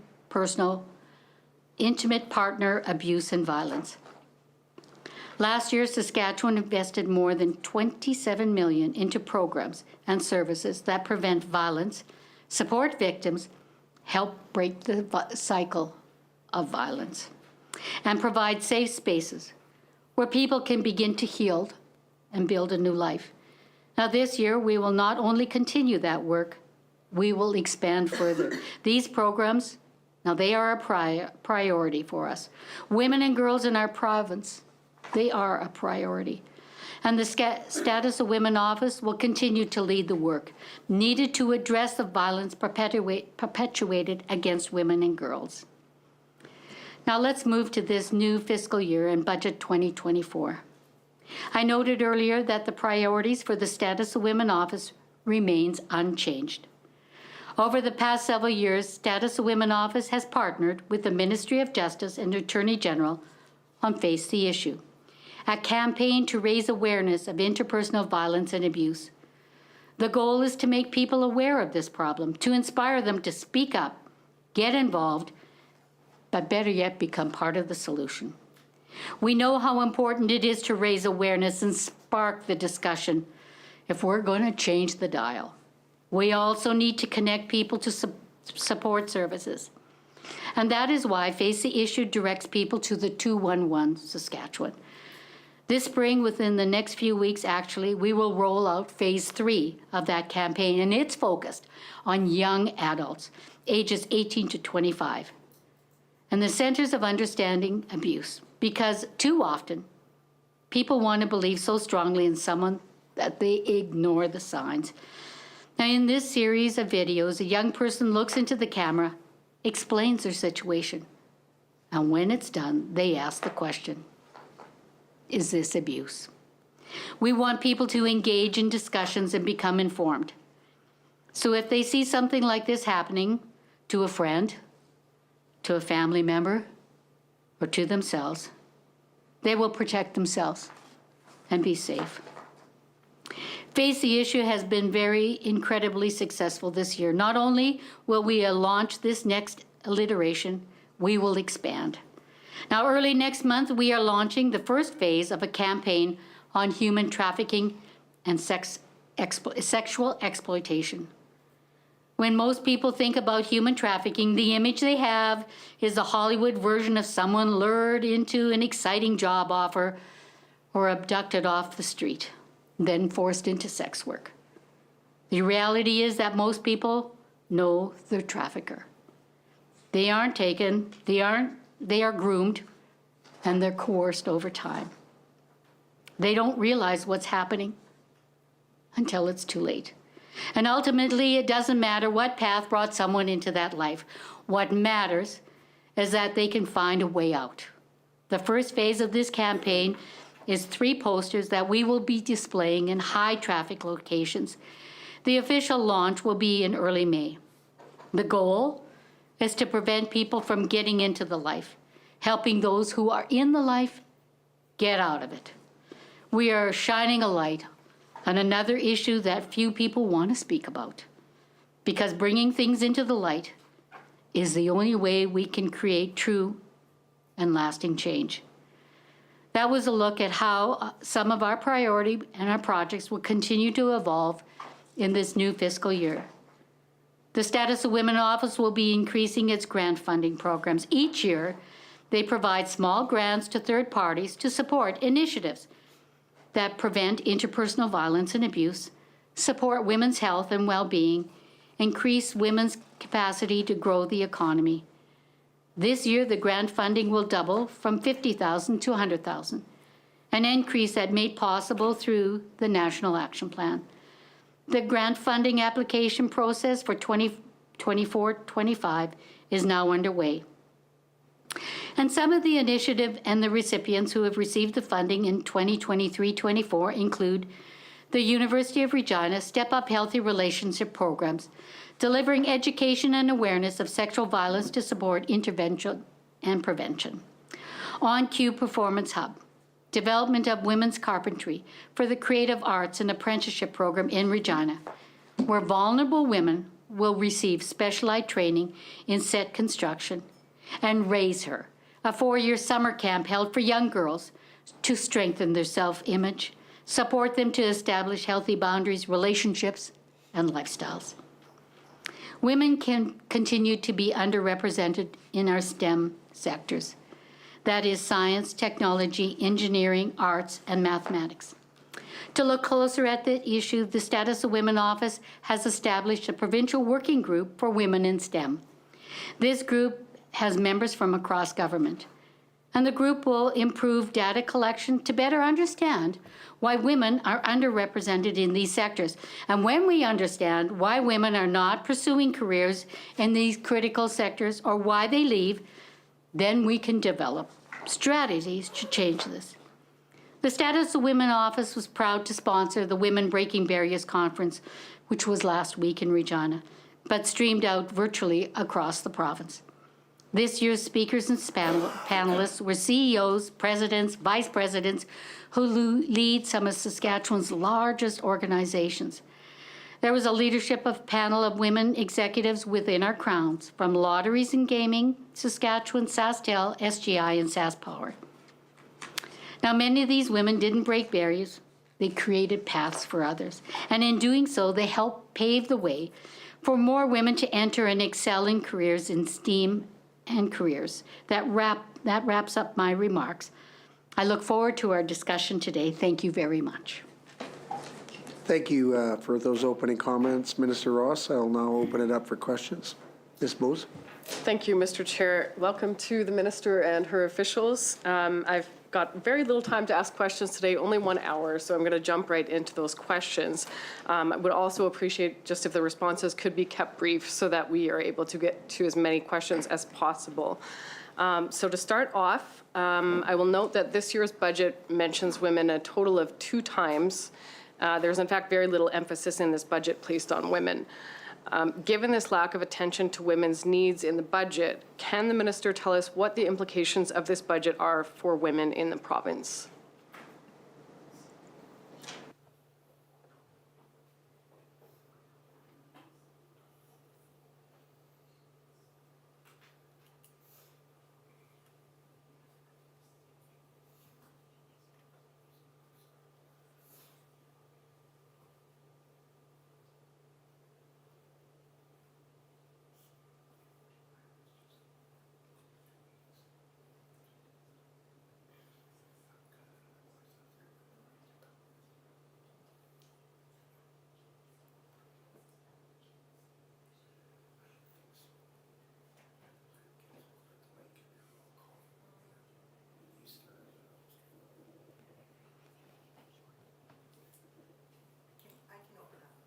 And provide an answer. Twyla McDougall, Deputy Minister of Parks, Culture and Sport.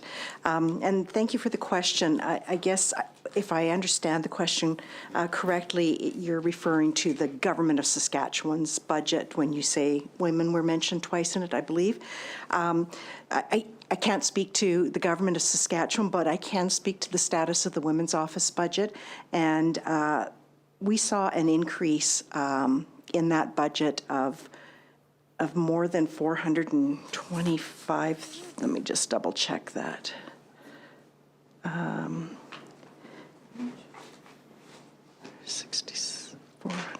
we saw an increase, of more than 100, like we've got 140,000 additional money to help the Shoppers Foundation as far as distribution. And we also got another 38,000 to help manage the National Action Plan to end gender-based violence. And Minister Ross did mention in her opening remarks that we also received an additional $50,000 for third-party grants. So I would say that within Parks, Culture and Sports budget, women are mentioned significantly, and budget has increased. Yes.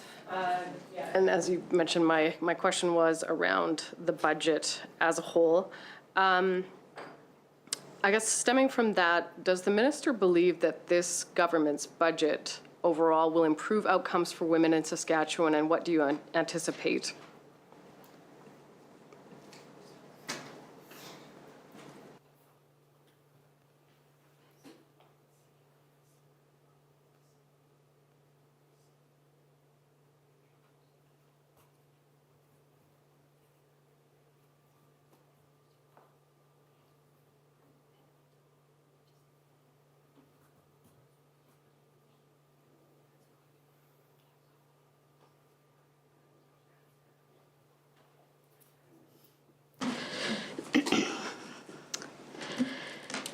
I guess I will touch on some of that part of that comment, and also Bernadette will also elaborate.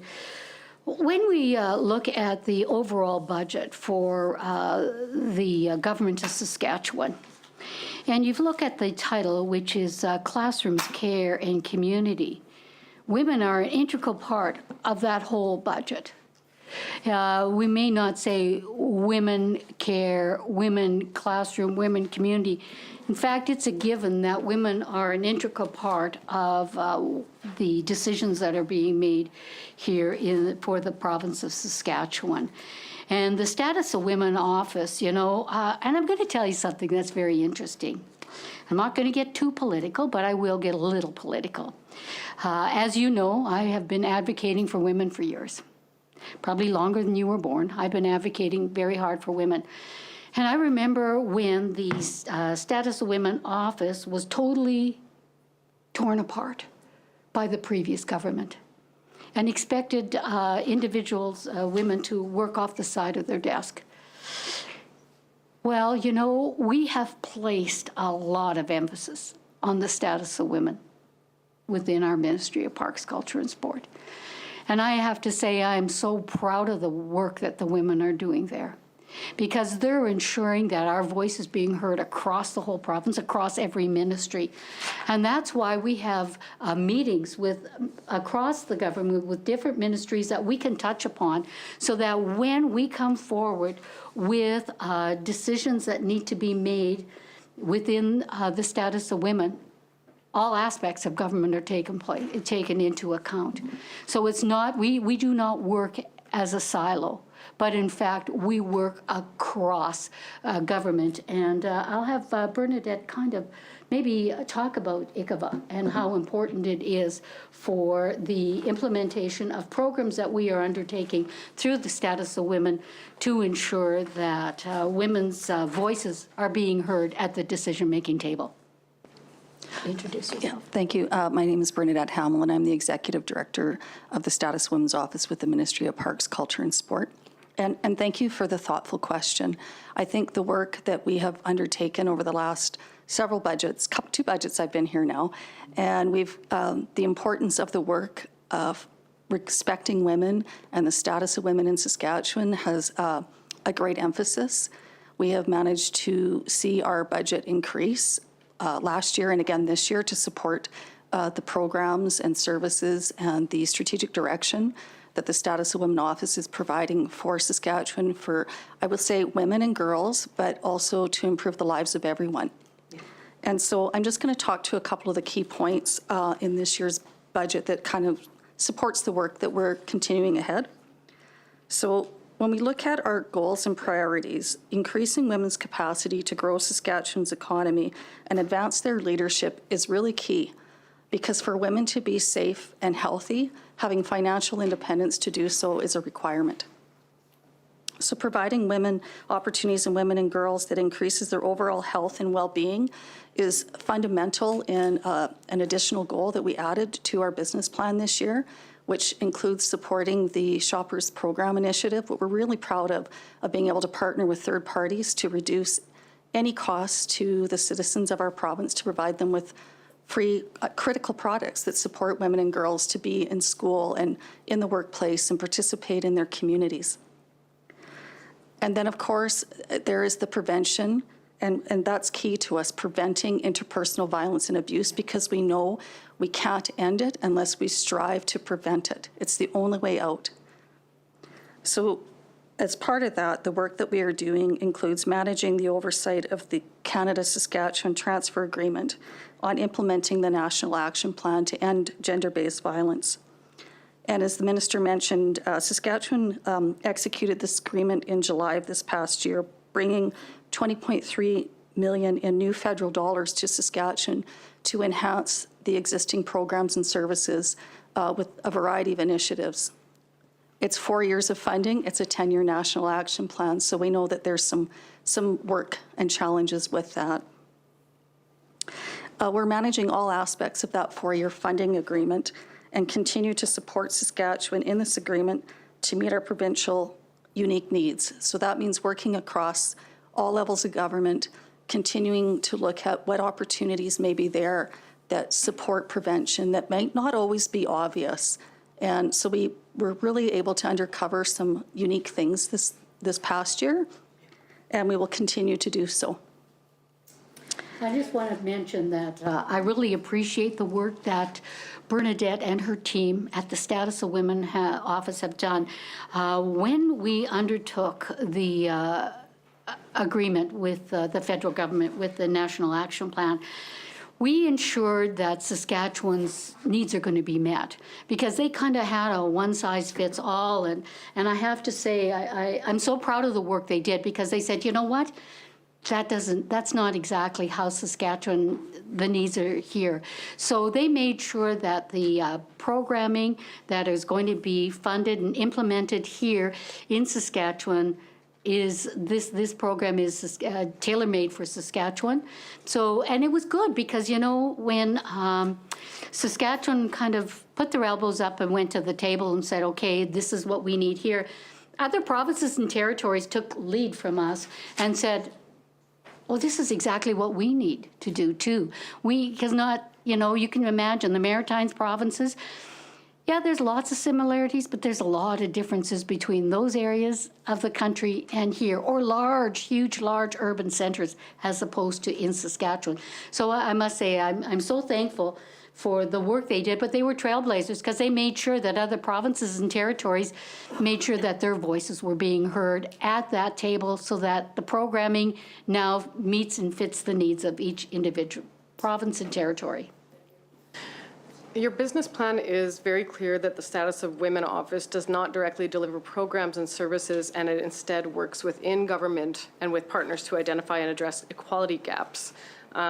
So my question is, how did you work with your colleagues in Cabinet as the budget was developed to address equality gaps in the province, and did you take forward a women's package to Treasury Board?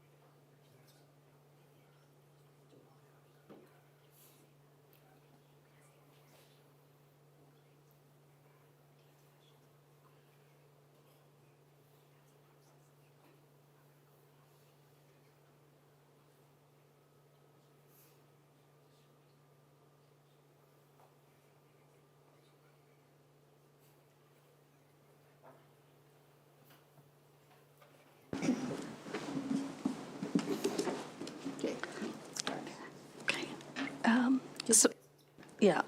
So thanks for the question. And the Status of Women's Office puts forward, as with other ministries and divisions within their respective ministries, a business plan. And the business plan for the Status of Women's Office for 24-25 includes 3 distinctive goals that supports women across all areas of government. We work across government to identify strategic initiatives to be developed, and that is providing not only strategic advice, but it's also supporting their business plans and their business cases that they may take forward. And so in the 24-25 business plan for the Status of Women's Office, I'm just going to elaborate on that a little bit here, is that increasing women's capacity to grow Saskatchewan's economy contributes to a better quality of life for Saskatchewan's families and communities. The Status of Women's Office will support achieving this goal by leading and coordinating the development of initiatives that provide opportunities for women and girls in innovation and technology. And so the approach that we're going to take to achieve that goal this year, to increase capacity for women to work in non-traditional sectors and industries. And we know that that's really important because there's such quality wages there. And there's been a gap for many years for women to enter or elevate their careers in those sectors. So a couple of the key actions that we're looking at supporting that goal include leading and developing a provincial working group that was identified earlier to leverage opportunities that increase women's participation in the areas of science, technology, engineering, arts, and mathematics, and other non-traditional sectors. And in leveraging the opportunities with strategic partners across government and in the community as well to expand on existing programs and services that enable greater participation for our women in Saskatchewan in the economy. And leading and coordinating opportunities with third parties that encourage women and girls to contribute their leadership in Saskatchewan. The second goal and the new goal that we added this year in the business plan is to support women's health and well-being. So supporting women's health and well-being contributes to a better quality of life for Saskatchewan families and communities. The Status of Women's Office will support this goal by leading and coordinating initiatives that provide opportunities for women and girls to support access to programs and services that increases their overall health and well-being. So how we're going to achieve this goal is providing leadership and working with our partners to identify strategies and initiatives that increase their access to programs and services that increases their health and well-being. One of our key actions for that is leading and providing oversight for the Shoppers Foundation for Women's Health menstrual equity program in Saskatchewan. And then our third goal, which often takes kind of the front and center suit of the work we do, is preventing interpersonal violence and abuse in Saskatchewan. So supporting women in this area by preventing interpersonal violence and abuse supports strong families and stronger communities. To achieve this goal, we're going to lead and coordinate initiatives to prevent interpersonal violence and abuse from occurring. So to leading and coordinating increasing women's safety, security, and well-being is how we're going to approach this to achieve the goal. And the key actions to get there include leading the implementation of Saskatchewan's implementation of the National Action Plan to end gender-based violence, supporting the implementation, implement prevention initiatives, pardon me, it's a little tongue-tying, that target interpersonal violence and abuse, and leading ministry actions to support the missing and murdered Indigenous women and girls and 2SLTQQIA+ People's National Action Plan and Pathway Forward. Thank you. I'm aware that there's a business plan and there are, the stated goals there. The question was whether a women's package was taken forward to Treasury Board. I'm going to take that answer as no. That's not what she said. Okay, so That's not is what that, she said. That's not what I heard. In fact, I could answer directly about Treasury Board and our submissions. So I think earlier I said that we do speak to all of our stakeholders. when we are preparing our Treasury Board submissions and budget documents. We talk to various ministries as well when we are preparing them, and we present the budget then to Treasury Board. So we do present a budget for the Status of the Women Office.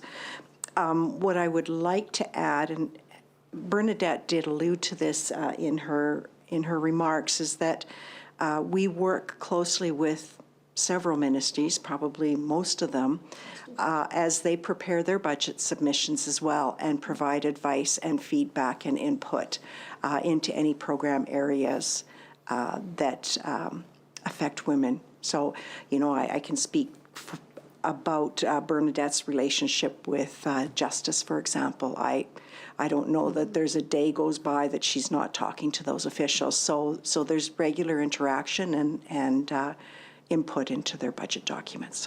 Okay, thank you. And then we also have a lot of conversations with health. And as you know, through direct conversations with the Minister of Health to ensure that we have better access or increased access for breast cancer treatment. And so it was through personal conversations that I had with the Minister of Health to ensure that the new center is going to be located here in Regina, which will serve the city of Regina, surrounding area in southern Saskatchewan. So we do advocate on behalf of women very strongly with other ministers. Also, a good example is accessibility to abortions, in that the Saskatchewan Health Authority, we have lobbied them very hard, or I have lobbied them very hard to ensure that we align within Regina and Saskatoon the accessibility. And so that was going to be coming into completion this year, that they were able to have both Saskatoon and Regina will have the same protocols. So we do advocate very strongly on behalf of women at the cabinet table.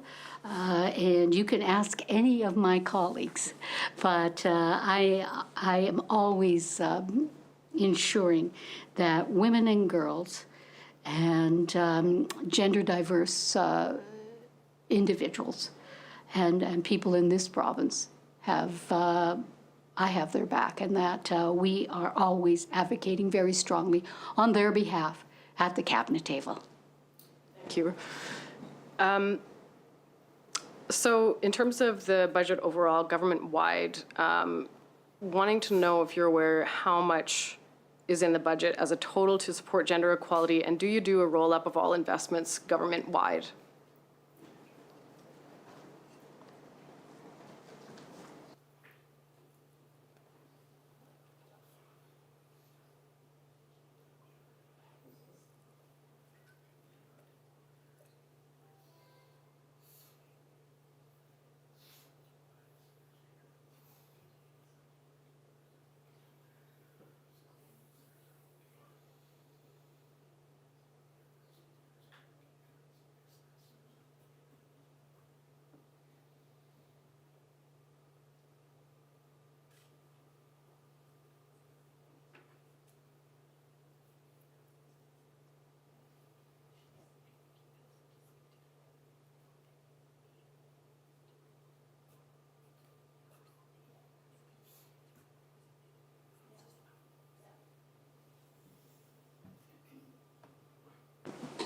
Do you want to do that? So you asked about the roll-up for all ministries. I can't speak on behalf of other ministries. What I can speak to you about today is the Status of Women Office. That's the estimates and the budget that we will be discussing here today. And if you wish, you can sit in on some of the other committees and request that information, but theirs are all specific also. That's how estimates works. Estimates works on specific, you know, like today, you and I are having a conversation on the status of women, yeah, and our budget for there. Yes, I'm aware of how estimates works. But I would think that it would be pertinent for you as the Minister of Status of Women to know what investments are being made across government that impact equality measures for women. Moving on, last year's budget provided a $110,000 increase to the Status of Women Office to facilitate Saskatchewan's participation in the National Action Plan to address gender-based violence. In comparison, this year's budget provides a $228,000 increase to lead that plan and to support a partnership with the Shoppers Foundation, as you mentioned, for women's health, the menstrual equity program in Saskatchewan.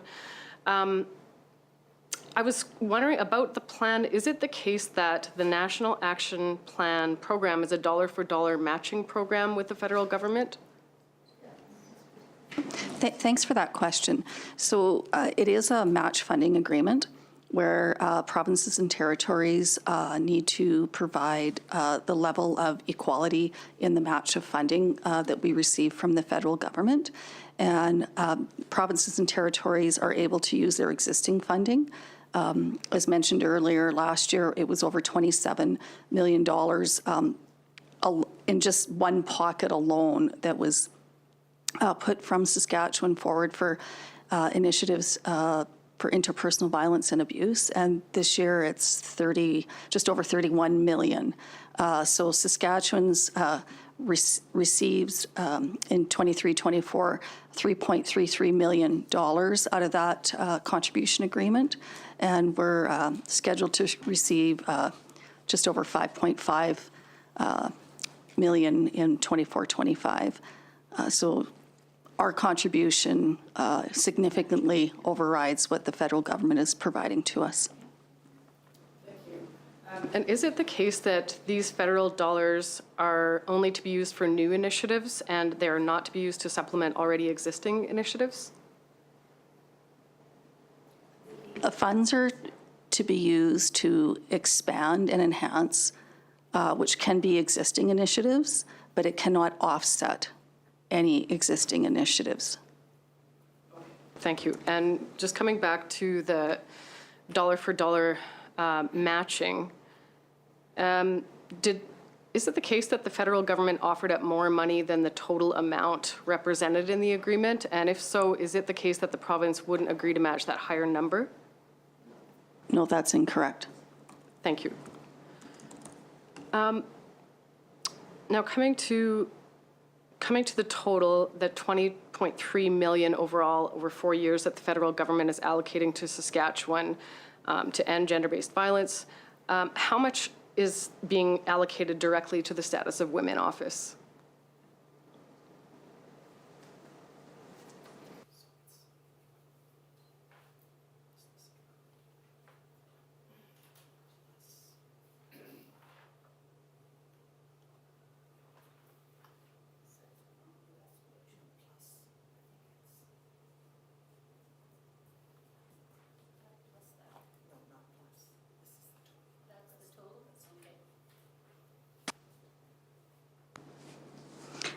Thank you. For the 24-25 budget year, the Status of Women Office is to receive $197,500.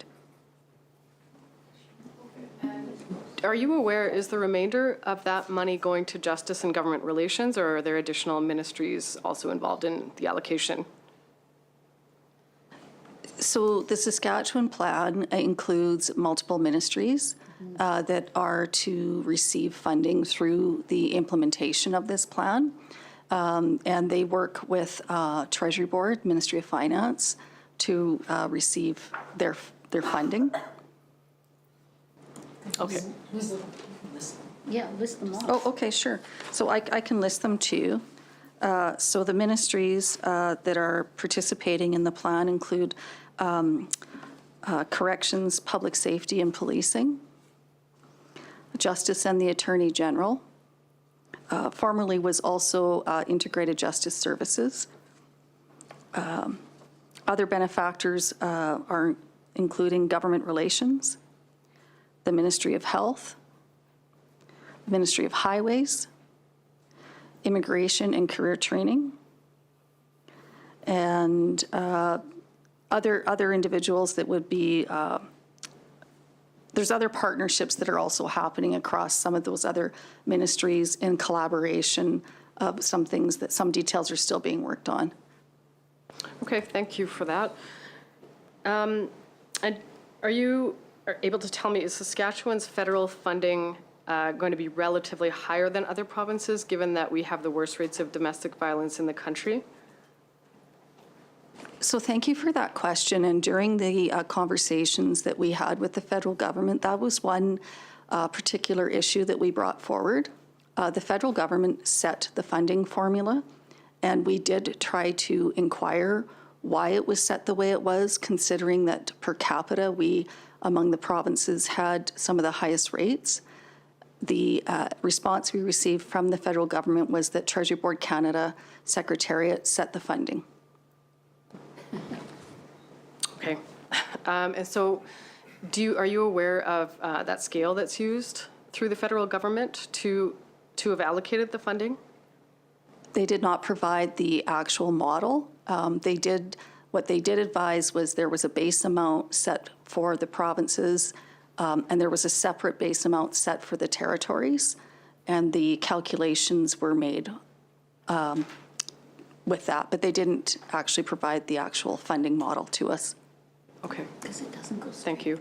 And do you think, that this will be a disadvantage to results if we're not getting, an increased amount of dollars based on the extent of the issue here in our province? Do you think that this will be a disadvantage to the results to Saskatchewan to have to spread their money thinner? Well, I think that's a fair statement. However, I will say this about the partners across the ministries, and particularly about the community-based organizations that that are going to be participating in the delivery. A substantial amount of the work of our plan is to include those experts and the work with stakeholders that the ministries have conducted for many years, not just in the last few years, but many years, to identify the unique opportunities to try to come at the programs and services in a unique way. Your business plan contains a goal of reducing interpersonal violence and abuse, yet the only measures or targets for interpersonal violence that we can see have to do with video views and engagements for your public awareness campaign. Why doesn't the business plan include specific measures and targets for reducing interpersonal violence?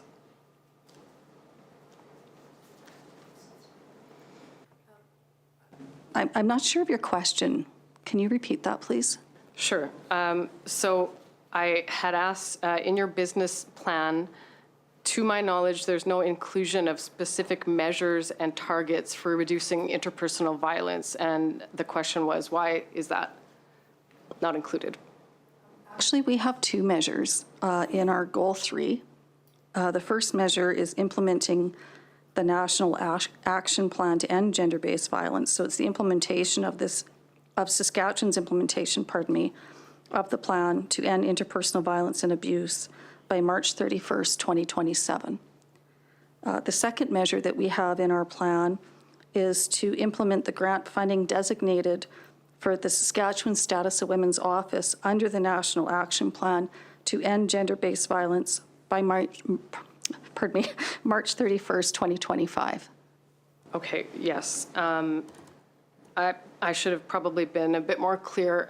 So when I say measures and targets for reducing interpersonal violence, less about, when these implementations will take place and more about measures of how you will determine whether your measures have been successful in reducing interpersonal violence.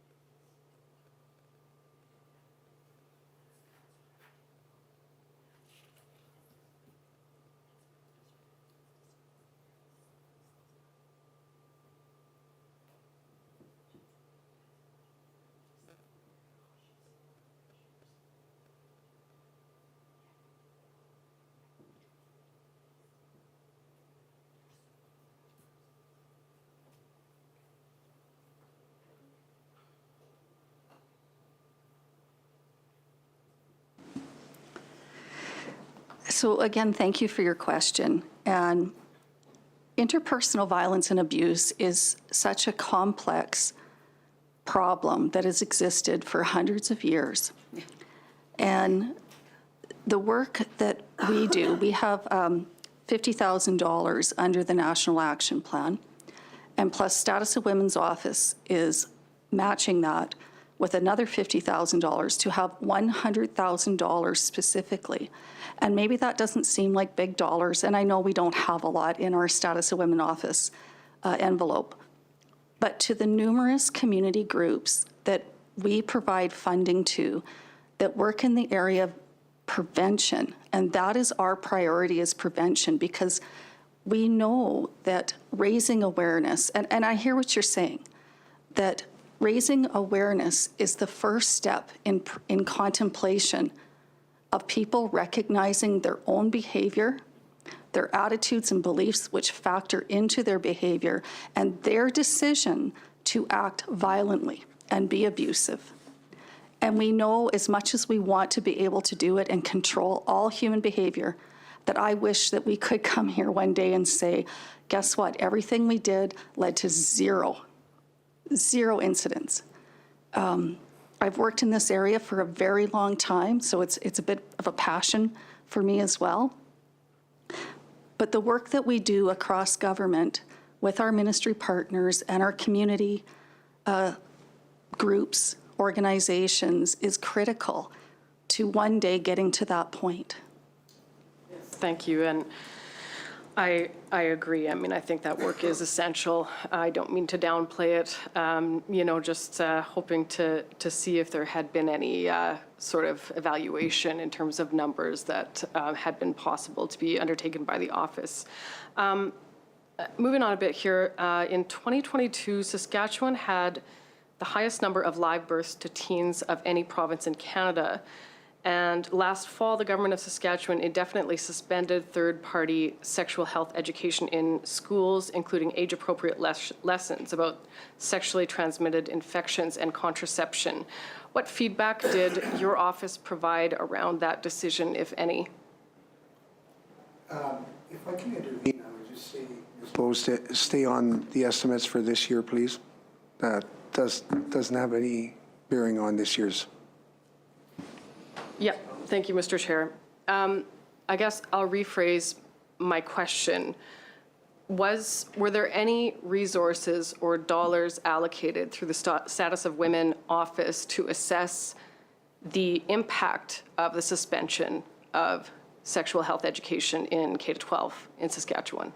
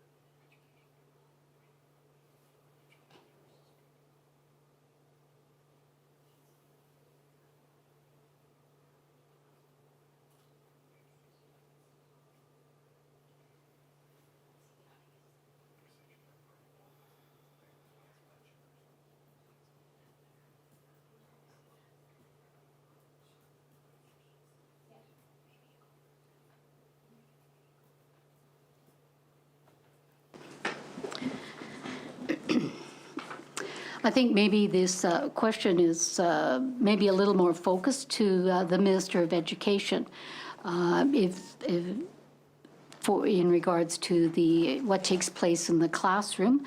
However, we will have Bernadette will discuss some of the programming that we do undertake with different organizations. Yeah, no, it's okay. We're more than happy to have that conversation here.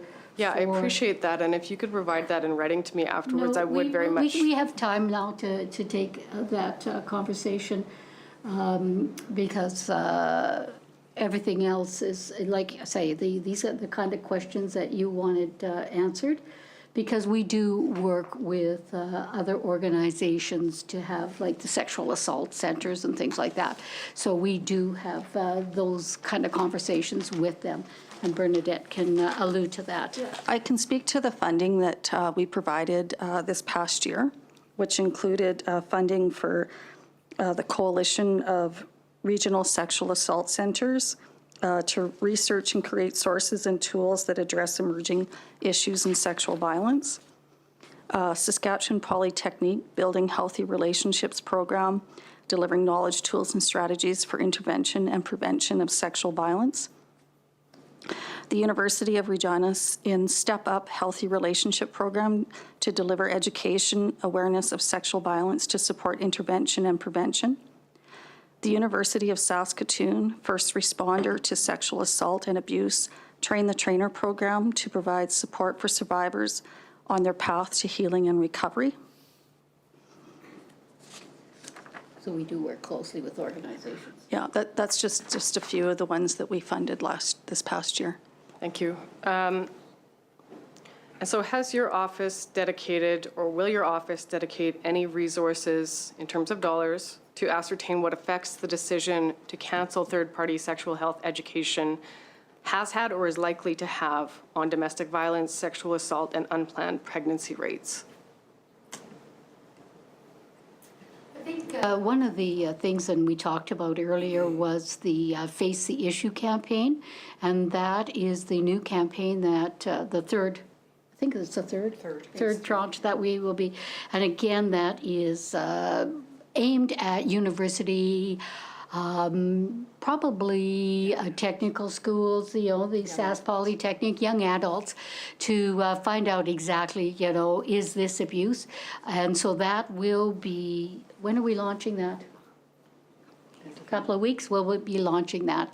So there's an opportunity to do some education, and I think we've got 3 or 4 different videos that are going to be launched to really target that age group. We also provided funding, we also provided funding, I'll just add, to the Battleford's Boys and Girls Club. Their drop-in program that's educating youth on healthy relationships and positive behavior, as well as we provided funding to Family Service Regina for the early intervention support program, intervening with families before violence occurs. Okay, thank you. I am told I have one question left, just time for one more question, so I'm going to skip ahead a little bit here.